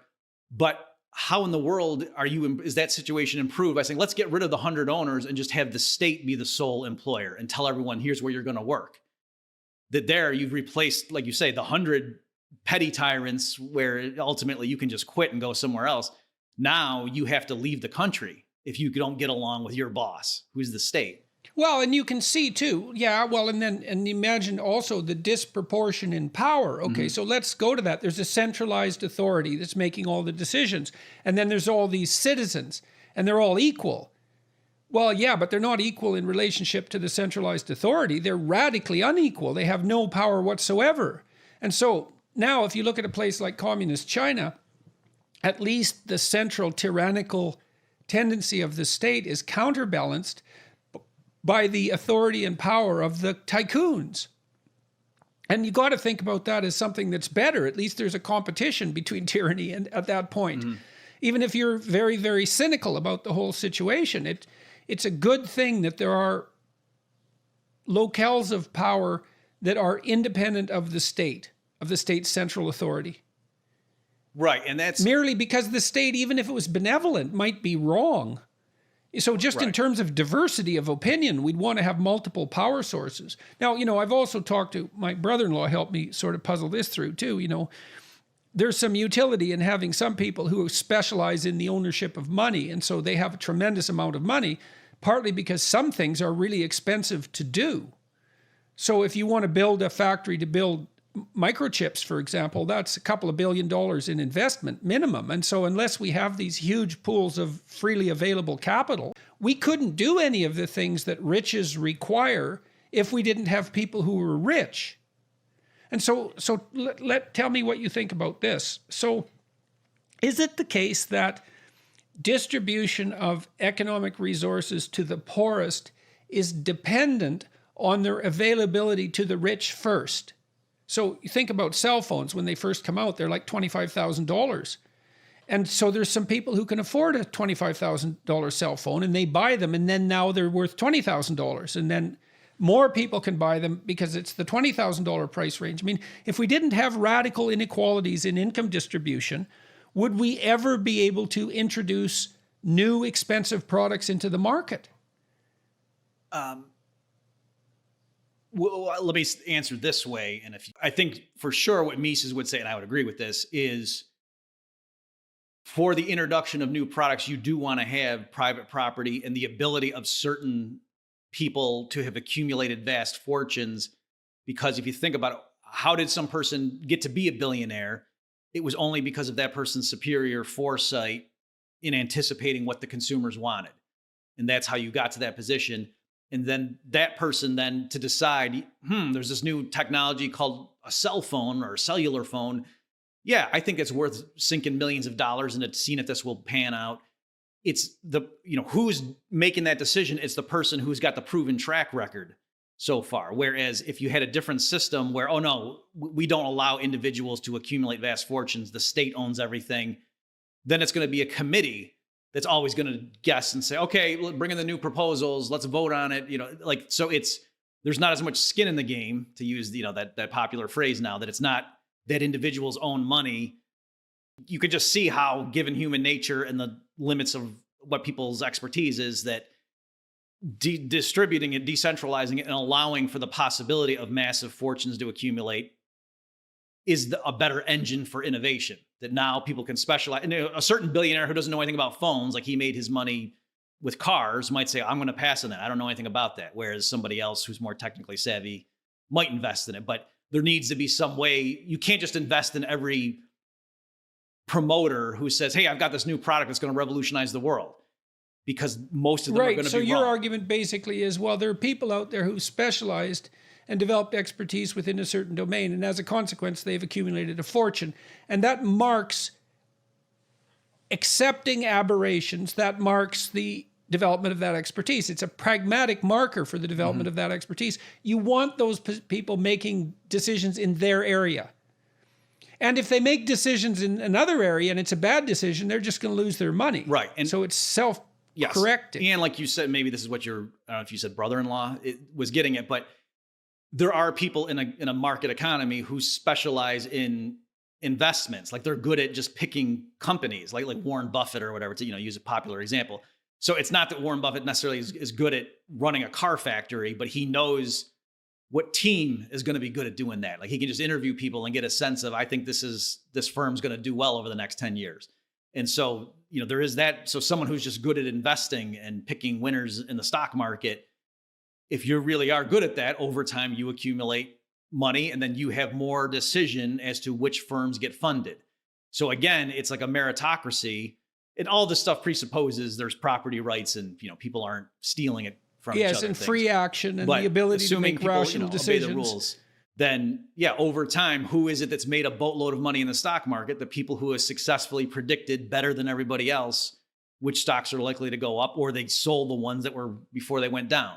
And that's exactly the kind of person you want deploying the scarce amount of capital funds, sort of guiding the trajectory of our industrial base or whatever. Well, that's the person you would turn to if you were looking for advice. So it seems like that's the sort of person that you'd want. Now, that means that the thing about that, again, and this is a moral issue, is that means those of us who don't have billions of dollars have to put up with the fact that there are people who do, right? And I suppose it's tempting to assume that they've gathered their fortune as a consequence of some misbegotten adventure that involves oppression and unfair extraction. And of course, there's always some truth in that, because all systems are susceptible to corruption to some degree. See, I've been thinking about this idea of systemic racism a lot lately, and it's a very, very treacherous term, and purposefully so, I believe. Or maybe it's evolved that way in some sense, because terms that are particularly treacherous are difficult to dispense with. It isn't the racism part of that that's the problem, although it's the heavyweight of the two. You say racism and everyone responds, well, that's a terrible thing. And then to object to anything that has racism appended to it is a very treacherous enterprise, because it looks like you're objecting to something that's obviously terrible. I mean, even if you're a filthy, greedy capitalist, you want to exploit everybody from each race to the maximum degree possible. And so even for you, racism is going to be a terrible thing. But then there's this systemic issue, you see, and that's sort of snuck in there. Systemic. Well, systemic implies central tendency, right? Because otherwise you wouldn't use the word systemic. And so the proposition is essentially that the central tendency of the social institutions is racism, rather than an aberration in their behavior or a deviation from the central tendency. And what we're trying to sort out right here is what the central tendency is. And so we're saying, well, people band together for productive purposes.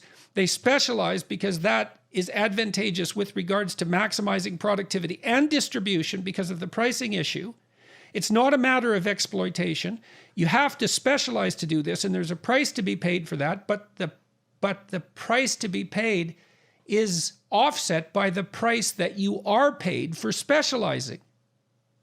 And so that's a completely different view of, and so a system like that isn't going to be systemically prejudiced because it works at counter purposes to its central tendency. If productivity is the aim and the goal, then you want to exploit everyone equally. Right. So just on the narrow point that you made, I just want to amplify it that yes, in a market economy, there is an inbuilt penalty for irrational prejudice. So, you've got... Okay, so now we can define irrational prejudice too, and this gets to the issue of merit. Right. So imagine you're making widgets. Well, then the hiring criteria is going to be facility in making widgets. And anything that isn't relevant to facility in making widgets is prejudicial. And if you allow those prejudices to influence your hiring decisions, you're going to be less competitive than someone who doesn't. And so the central tendency is against prejudice, not for it. It has to be if... Right. And so, for example, the male-female alleged wage gap, and I know I saw your wonderful interview on that issue, but on its own terms, just think it's odd then if it really were true that in the United States, men and men or women only get paid whatever the number is, 88 cents for a man for the same work. It's a mystery then. Well, so how come all the firms that are run by greedy capitalists aren't hiring just women? Because they can get the same output. They make a 12% profit instantly by doing so. Right. And so if they're greedy and exploitive, why aren't they jumping all over that? And the counter argument has to be, well, they're so prejudiced against women that they'll allow that prejudice to override their greed. Right. And what's interesting too is it's not merely that so I don't have to insist that every single employer thinks like that. Just all it would take is 5 to 10%. Like, for example, why don't the female-owned businesses at least just hire all women to take advantage of the fact that women will do the same work? You know what I mean? So it's the side that has to maintain that, no, it's this blind, irrational, sexism that overrides the greed has to apply. Well, and then they have to explain, well, why? What the hell's the motivation exactly? So what is this? That there's a widely distributed cabal of owners who are so prejudiced against women in the main that merely to sustain their prejudice against women, they're willing to take a 12% profit hit year after year. And none of them are deviating from that to gain a competitive advantage. Right.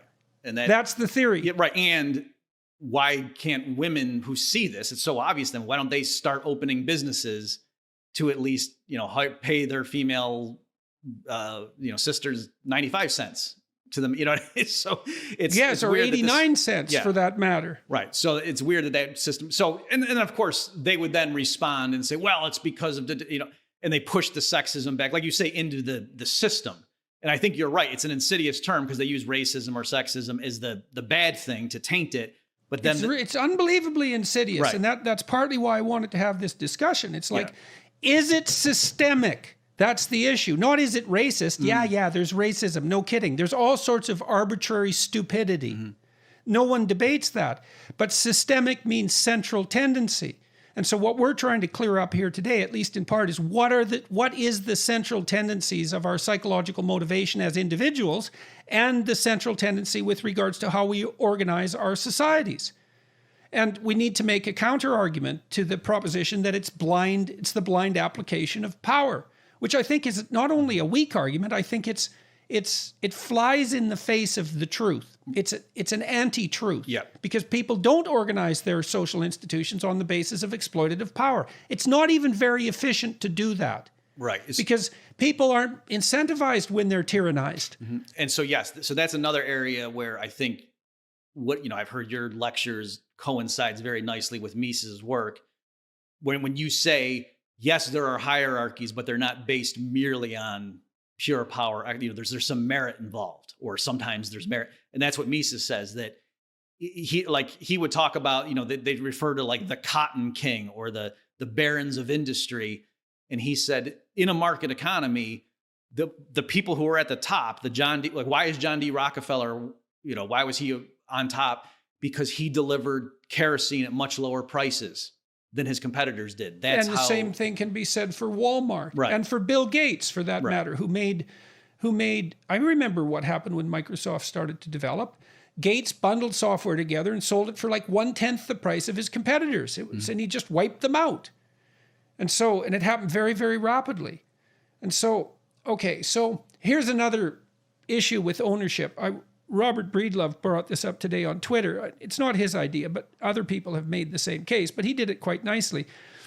He said that the right to private property should also be considered the responsibility of private property, and responsibility properly had. It's like, okay, now here's a car and you own it. So what are you going to do with that car? Well, are you going to take care of it or are you going to wreck it? Well, what if 1,000 of you own it? So do you take better care of a rental car or your own car?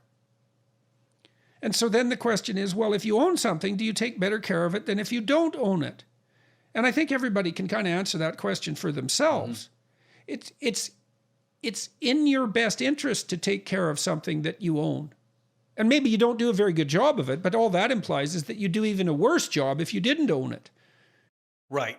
And just to extend that against the Misesian framework, that's what he would say is, again, the critical function of having prices and just simple accounting. Like Mises quoted Goethe, who said one of the modern miracles or the best inventions of the human mind was double entry bookkeeping or something like, I forget the exact quote. Yeah.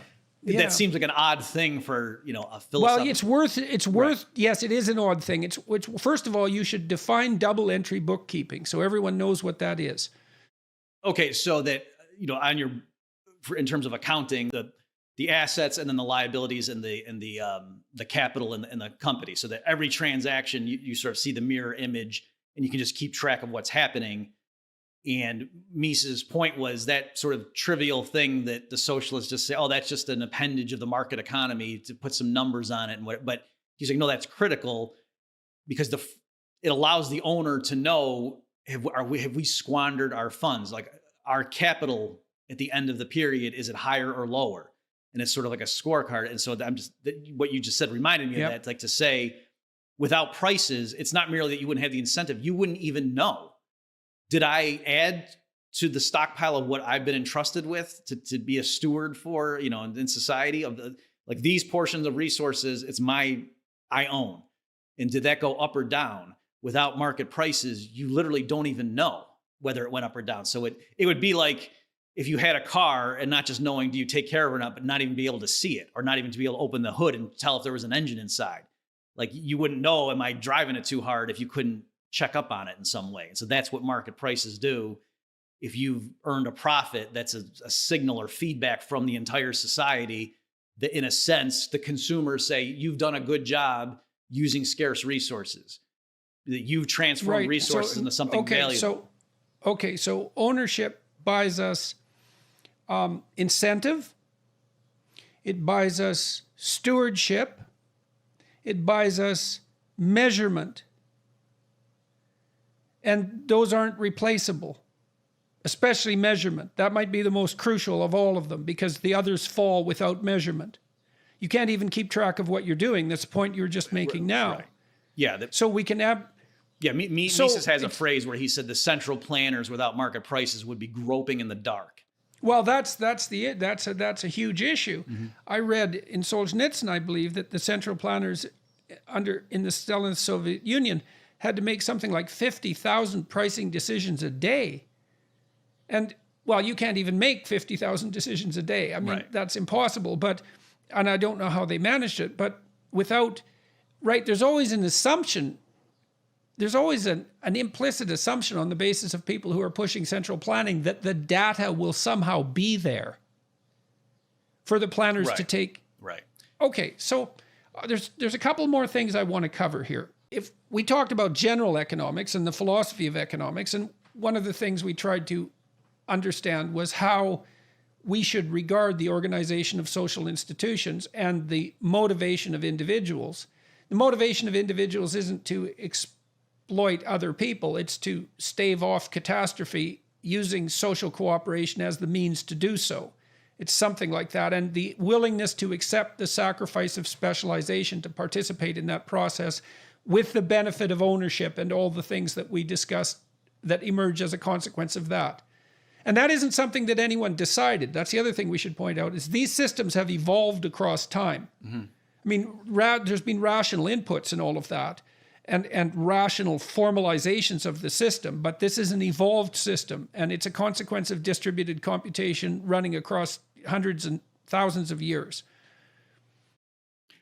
Right. And I should mention that, like, within the Austrian school, there's different emphases. So Mises was very rationalistic.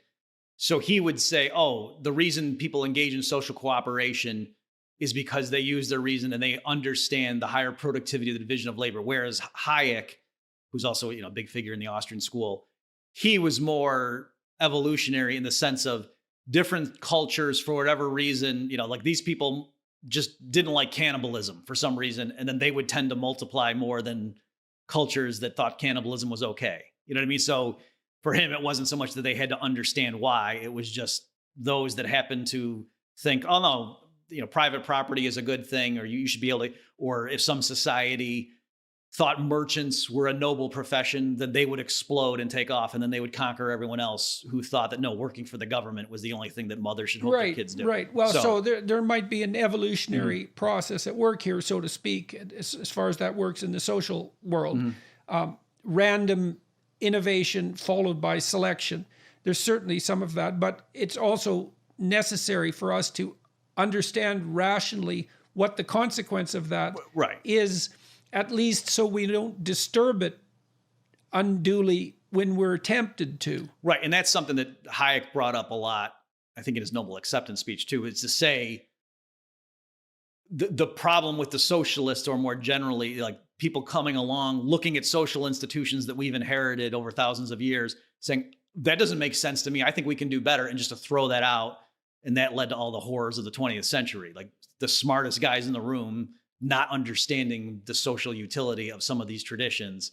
And so, Hayek would argue that's actually not being scientific and rational. Like, let's think through, there must be some reason. It doesn't. Yeah, well, the big issue there for me is, look, for anyone who's intelligent, it's a very complicated, because we do use planning in our day-to-day lives. So then you might say, well, isn't there a role for planning at the highest levels of social organization? And the answer to that has to be something like, the more complex the problem, the less likely that individual rationality is going to be able to solve it. You have to start moving towards distributed computational systems to solve incredibly complex problems.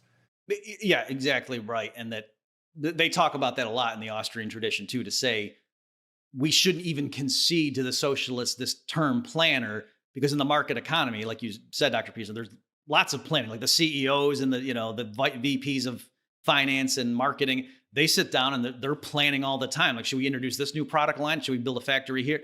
But it's decentralized. Whereas what the socialists mean by planning is, no, a select group of people with political power are going to do the planning and impose it on everybody else.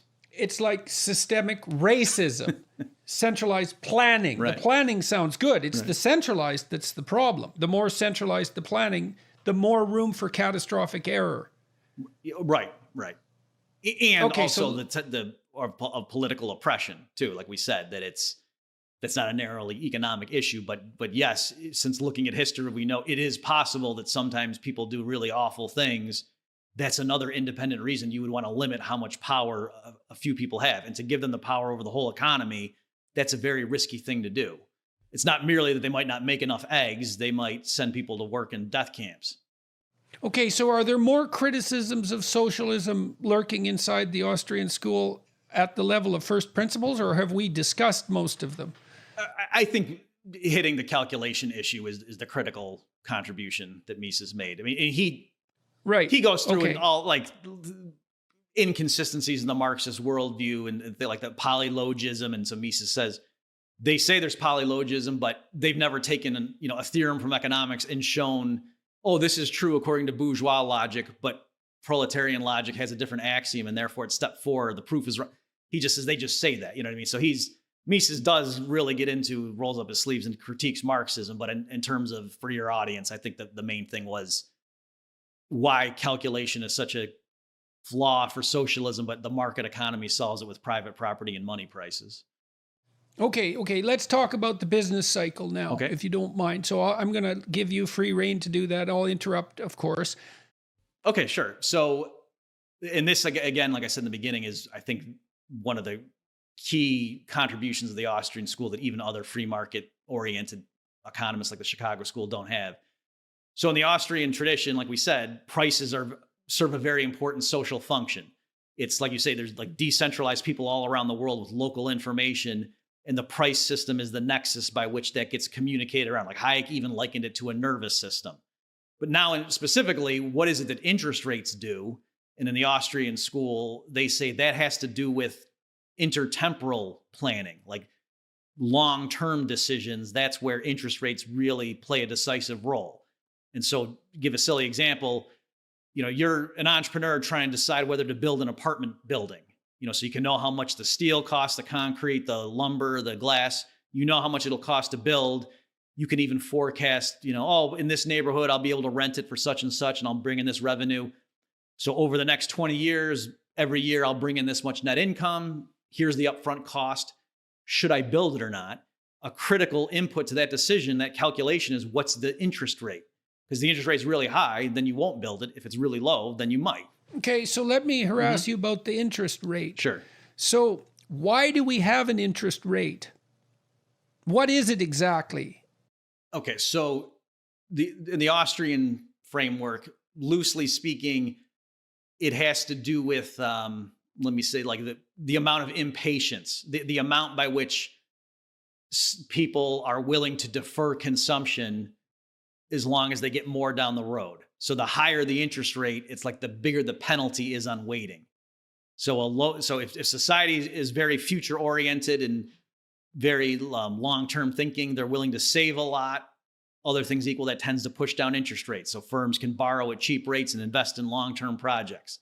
So people are willing to defer. So why do you think our interest rates are so low right now? Okay, so right now, I think it's because of the intervention of central banks. And so this ties into, the Austrian concern with that is the low interest rates are giving the signal to entrepreneurs, go ahead and invest in really long-term projects, but it's the wrong signal. Okay, so your money, and it's performing a function that's reflected in the interest rate. And so if it's just sitting there collecting 0.1% and the inflation rate is 3%, your money is losing value across time. So you're going to be incentivized to go find something more useful to do with the money, hypothetically. Right. So it's a two-pronged thing that low interest rates, other things equal, make people not save as much, right? Because why would I save if I'm only earning, like you say, 0.1%? Whereas if you were earning 10% in your savings account, you might save more. But then on the flip side too, businesses who want to borrow funds to go start a project can get it on much better terms. And the idea of saving is complicated too, because, the typical folk notion of a billionaire is something like Scrooge McDuck. You remember Scrooge McDuck? He had this money bin full of money. And of course, as long as all the money is in Scrooge McDuck's money bin, no one else has access to it. It's like, and he's just sitting on it, occupying it, hoarding it. But when we save money in a modern economy, that isn't what happens at all. We put money, unless we put it in the proverbial mattress, we put it in the bank, and that enables other people to use it. And they can use a substantial fraction of it to go and pursue pursuits that, in principle, have to be more productive than the interest rate that we're being awarded. So we're not hoarding the money. Right. So everything you just said is true. But what's ironic is, if you think about it, even if people did do that, it would actually be socially advantageous, right? So someone goes out and produces a bunch of goods and services and people give him cash, and then he goes and just stores it in his basement. If you think about that, that person's going around doing work for people and giving them benefits, and then he doesn't get to consume anything. Without consuming anything. Right. So exactly. Except future consideration. Right. And so if he never, like in terms of like, what's the worst case scenario? Oh, he never spends it. That's actually, no, that would mean. So if he never spends it, it's deflationary. Right. So it drives down the cost of goods. Right. So it's just ironic to that, but you're right. Right. And the other thing too is, for most of today's billionaires, it's not even that they have money in a checking account that the bank had lent out. It's that they own stock in companies they created. So like Bill Gates or whatever. Right. So what they have is, it's very interesting, because in some sense they have power, And in some sense, they have authority. And in some sense, they can exercise compulsion. But they also have a tremendous amount of responsibility, because you really have to ask, and I've asked myself this many times, especially in recent years, do you want that responsibility? Like, having $1 billion is no joke. I mean, yes, I think Ted Turner famously calculated that if you spent as much as you could every possible day just on what are those goods that disappear? Consumable goods, you know, you use them and then they're gone. You could spend $400 million in your lifetime, and that would be flat out nothing but hedonistic spending. So maybe you have $20 billion, and well, that's like, you're basically running a pretty good-sized country at that point. Right. And it's not as I read a biography of Howard Hughes. You know, Howard Hughes had obsessive compulsive disorder, and he got very ill in his later years. And like, his money just evaporated around him. As soon as he was unable to stay on top of it, it just disappeared like mad. And that makes perfect sense, because money is obviously valuable. And if you don't keep an eye on it, it has a tendency to distribute itself elsewhere extraordinarily rapidly. And so this envy of people who are extraordinarily well off, you know, it's based on a misapprehension about the nature of their existence, at least to some. I'm not making a case for the wonderfulness of abject poverty. Believe me, I mean, I'm not doing that at all. It's just that the picture isn't so simple. You do have a tremendous amount of responsibility along with all that money. And if you don't exercise the responsibility properly, all that happens is the money disappears extremely rapidly.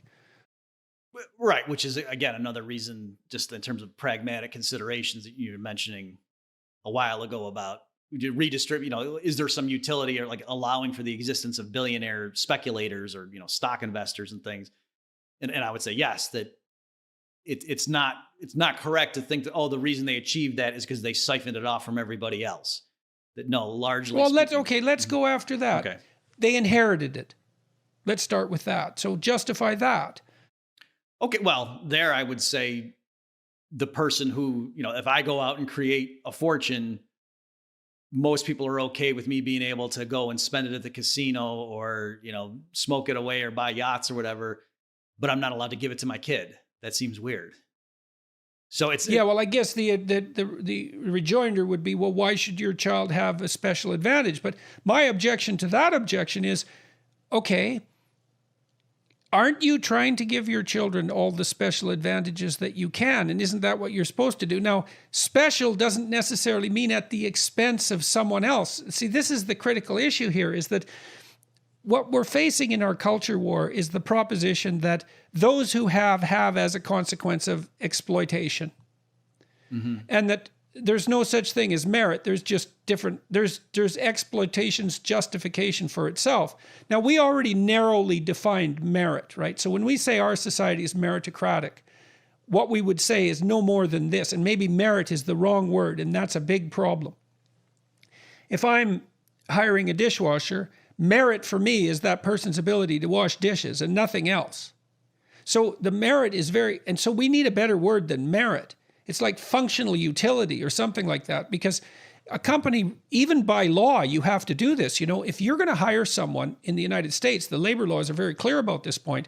You have to do a job analysis, which breaks down the job into its functional units, let's say. And then you have to look through your candidate pool and you have to find the person who's most qualified to perform those tasks using the best measurement techniques that are currently available. If you don't do that, you're in violation of the law. And so that's another rejoinder to the notion of systemic racism. And those bloody laws have teeth. Mm-hmm. They're not trivial. So, and they're heavily enforced. But merit isn't defined in terms of ethical utility precisely. It's defined very narrowly in terms of pragmatic function. It's that you're meritorious to the degree, you're meritorious in this particular situation to the degree that you can perform that particular function. And you can't say that a society is greedy and exploitative and say at the same time that it isn't predicated on merit using that narrow definition of merit, because you're not going to be very effective at being greedy and exploitive if you're not selecting for productive capacity, let's say.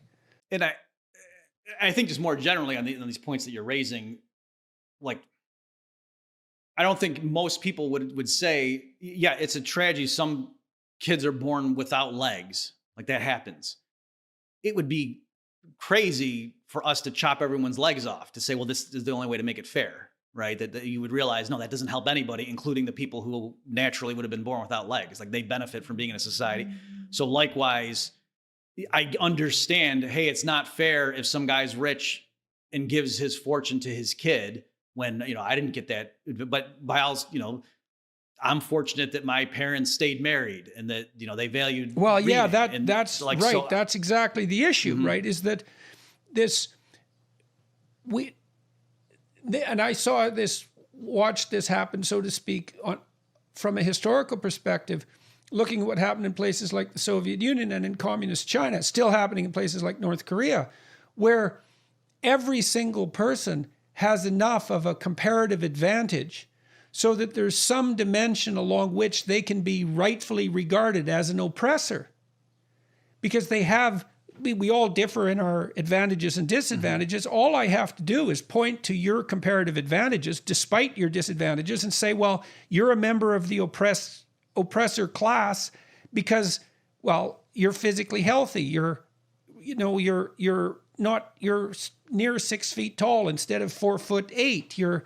You have use of all your limbs. You had parents who stayed married. You're of above average intelligence, et cetera, et cetera. I can make that. So what we would say instead is that for maximum fairness, you allow people their comparative advantages, but you encourage them to specialize in trade. Right. And that rather than looking with envy at other people or saying that's unfair, to say, oh no, this person has this ability that I lack. And so let that person develop that and run with it and produce in abundance and then trade with me. And I'll, then it's the issue with regard. Let's talk about the unfairness issue. It's like, well, there doesn't look to me like there's any systematic, centralized way of eradicating the essential unfairness. Because the unfairness, and here's a perverse little issue as well. Amongst those who are tempted to engage in critiques of our social institutions, let's say on the basis of their hypothetical grounding in power, there's this mantra of diversity.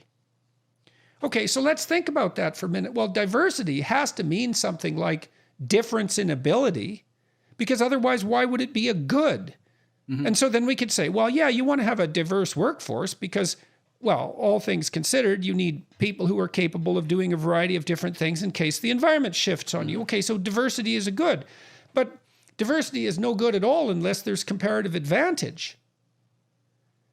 And I don't see how to get over the equity hurdle with regards to comparative advantage. We want equality of outcome. Well, do we want equality of outcome on all measures, all conceivable measures? Well, there's no comparative advantage then anymore. There's no diversity. So which is it we're going to have? We're going to have diversity or equity because we can't have both. Yeah, you're right. It is a weird paradox. And it's similar too to how men and women are exactly equal, but women are actually better at everything. Like there's those two undercurrents in the standard, rhetoric coming out nowadays in these culture wars. So yeah, I'm agreeing with you that it's the ostensible reason for why you would want to promote diversity in the workplace is that because they will argue with it. If you say, oh no, I should be able to hire the most qualified people and to make the most profit, and it's not fit. They'll argue with you, say, oh no, you're not going to sacrifice profit. You'll make more money if you do what we're telling you to, because for the reasons you're saying, that you'll have new perspectives when you're making decisions, and you'll know about these people will know how this customer base will react to your marketing, and so they're telling you that this is actually the profitable decision if you were enlightened. Well, and the thing is there's probably some merit to that argument, which is that if you want to serve a population, you probably want representatives of the population within your decision-making purview. But I would say the market already rewards that, right? Intensely. Right. And just to use a different analogy, it's like in the climate change debate. I don't know how much you follow that, but it's a similar thing where they want to pass all these regulations, like to give business, like to mandate businesses have energy efficient, insulation and do all these things. And so the right wing says, no, that's going to impose costs. And then the left will say, oh, no, actually, they'll save money. And so I would always point out, well, then you don't need to mandate it. Just fax your data to the CFO of the corporation and they'll do it on their own. And so likewise, like you're saying here, if it really is true that this will promote, profit, if this is a good move for the company, it's weird that we need to browbeat and coerce everyone into doing it when by assumption, these are greedy capitalists who do anything for a buck. Except again, apparently the one thing they won't do is hire different people. Especially given that you could attain a comparative advantage by doing so. Right. And I would say that's actually what's happened. I mean, look, if you think about it historically, look at how quick women moved into the workplace. It's been, let's say, 100 years. Not that they weren't working like mad before that, because they certainly were. But as soon as it became possible for women to enter the workplace on the same terms as men, the workplace opened itself up to them with incredible rapidity. Mm-hmm. And it's certainly a consequence of taking advantage of the available brain power. So that system does work. We can also be perfectly blunt in pointing out that aberrations in the system might allow for the maintenance of prejudice. Mm-hmm. That's not the issue. Right. The issue is whether or not the bloody prejudice is the central tendency, because that's the systemic racism claim. I mean, the fact that the systems are error-prone I have no problem with that. Obviously, that's the case locally and sometimes more widely. But that doesn't mean it's the central tendency of the systems. The central tendency of the system works against slavery, for example, not for it. Right. Even though there are aberrations. And the issue is what's central and what's an aberration. The claim that it's power that's central is a totalizing claim. Right. So, okay, we need to talk about the business cycle.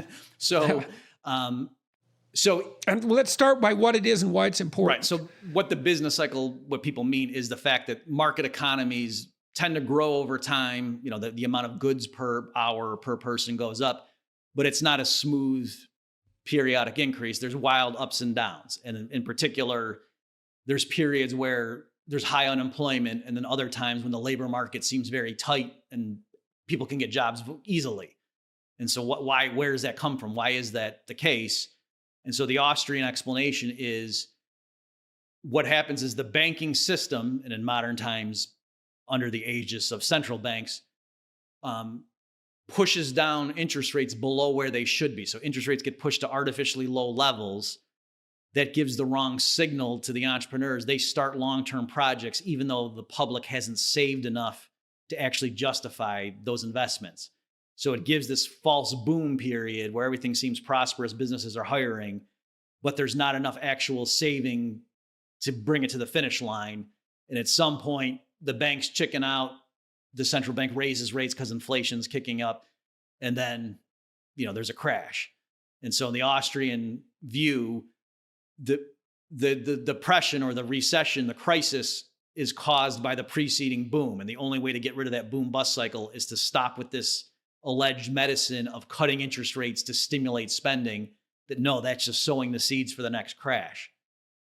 So the price paid for central planning that's not guided by market signals is deviation from the average, essentially, volatility. Productivity suffers as well as in volatility increasing. Right. So, I can also see an analogy there with the theories that I've been laying out, because, my sense is that failure to react to a market signal, so to speak, in the psychological world just stores up catastrophe for later. So, So in the Austrian view, the interest rate has a role to play. It serves a function in modern times when they say things. Because of slow consumer spending, the Fed cut interest rates to try to stimulate. Or now, because of the coronavirus, the interest rates are very low. In most economic frameworks, that's like a good thing. And the question is just, is that medicine going to be enough to help? And in the Austrian view, no, that's poison. That you're not doing us any favors by making interest rates lower than they should be, because that's the wrong signal. Just like, if you put a thermometer on a feverish patient's head and it's real high, and you put some ice on it to bring it down to 98.6 Fahrenheit, you're not actually doing any favors by masking the signal. No, that signal tells you something. And so if interest rates are supposed to be 6%, And how would interest rates be calculated properly in the absence of determination by a central source?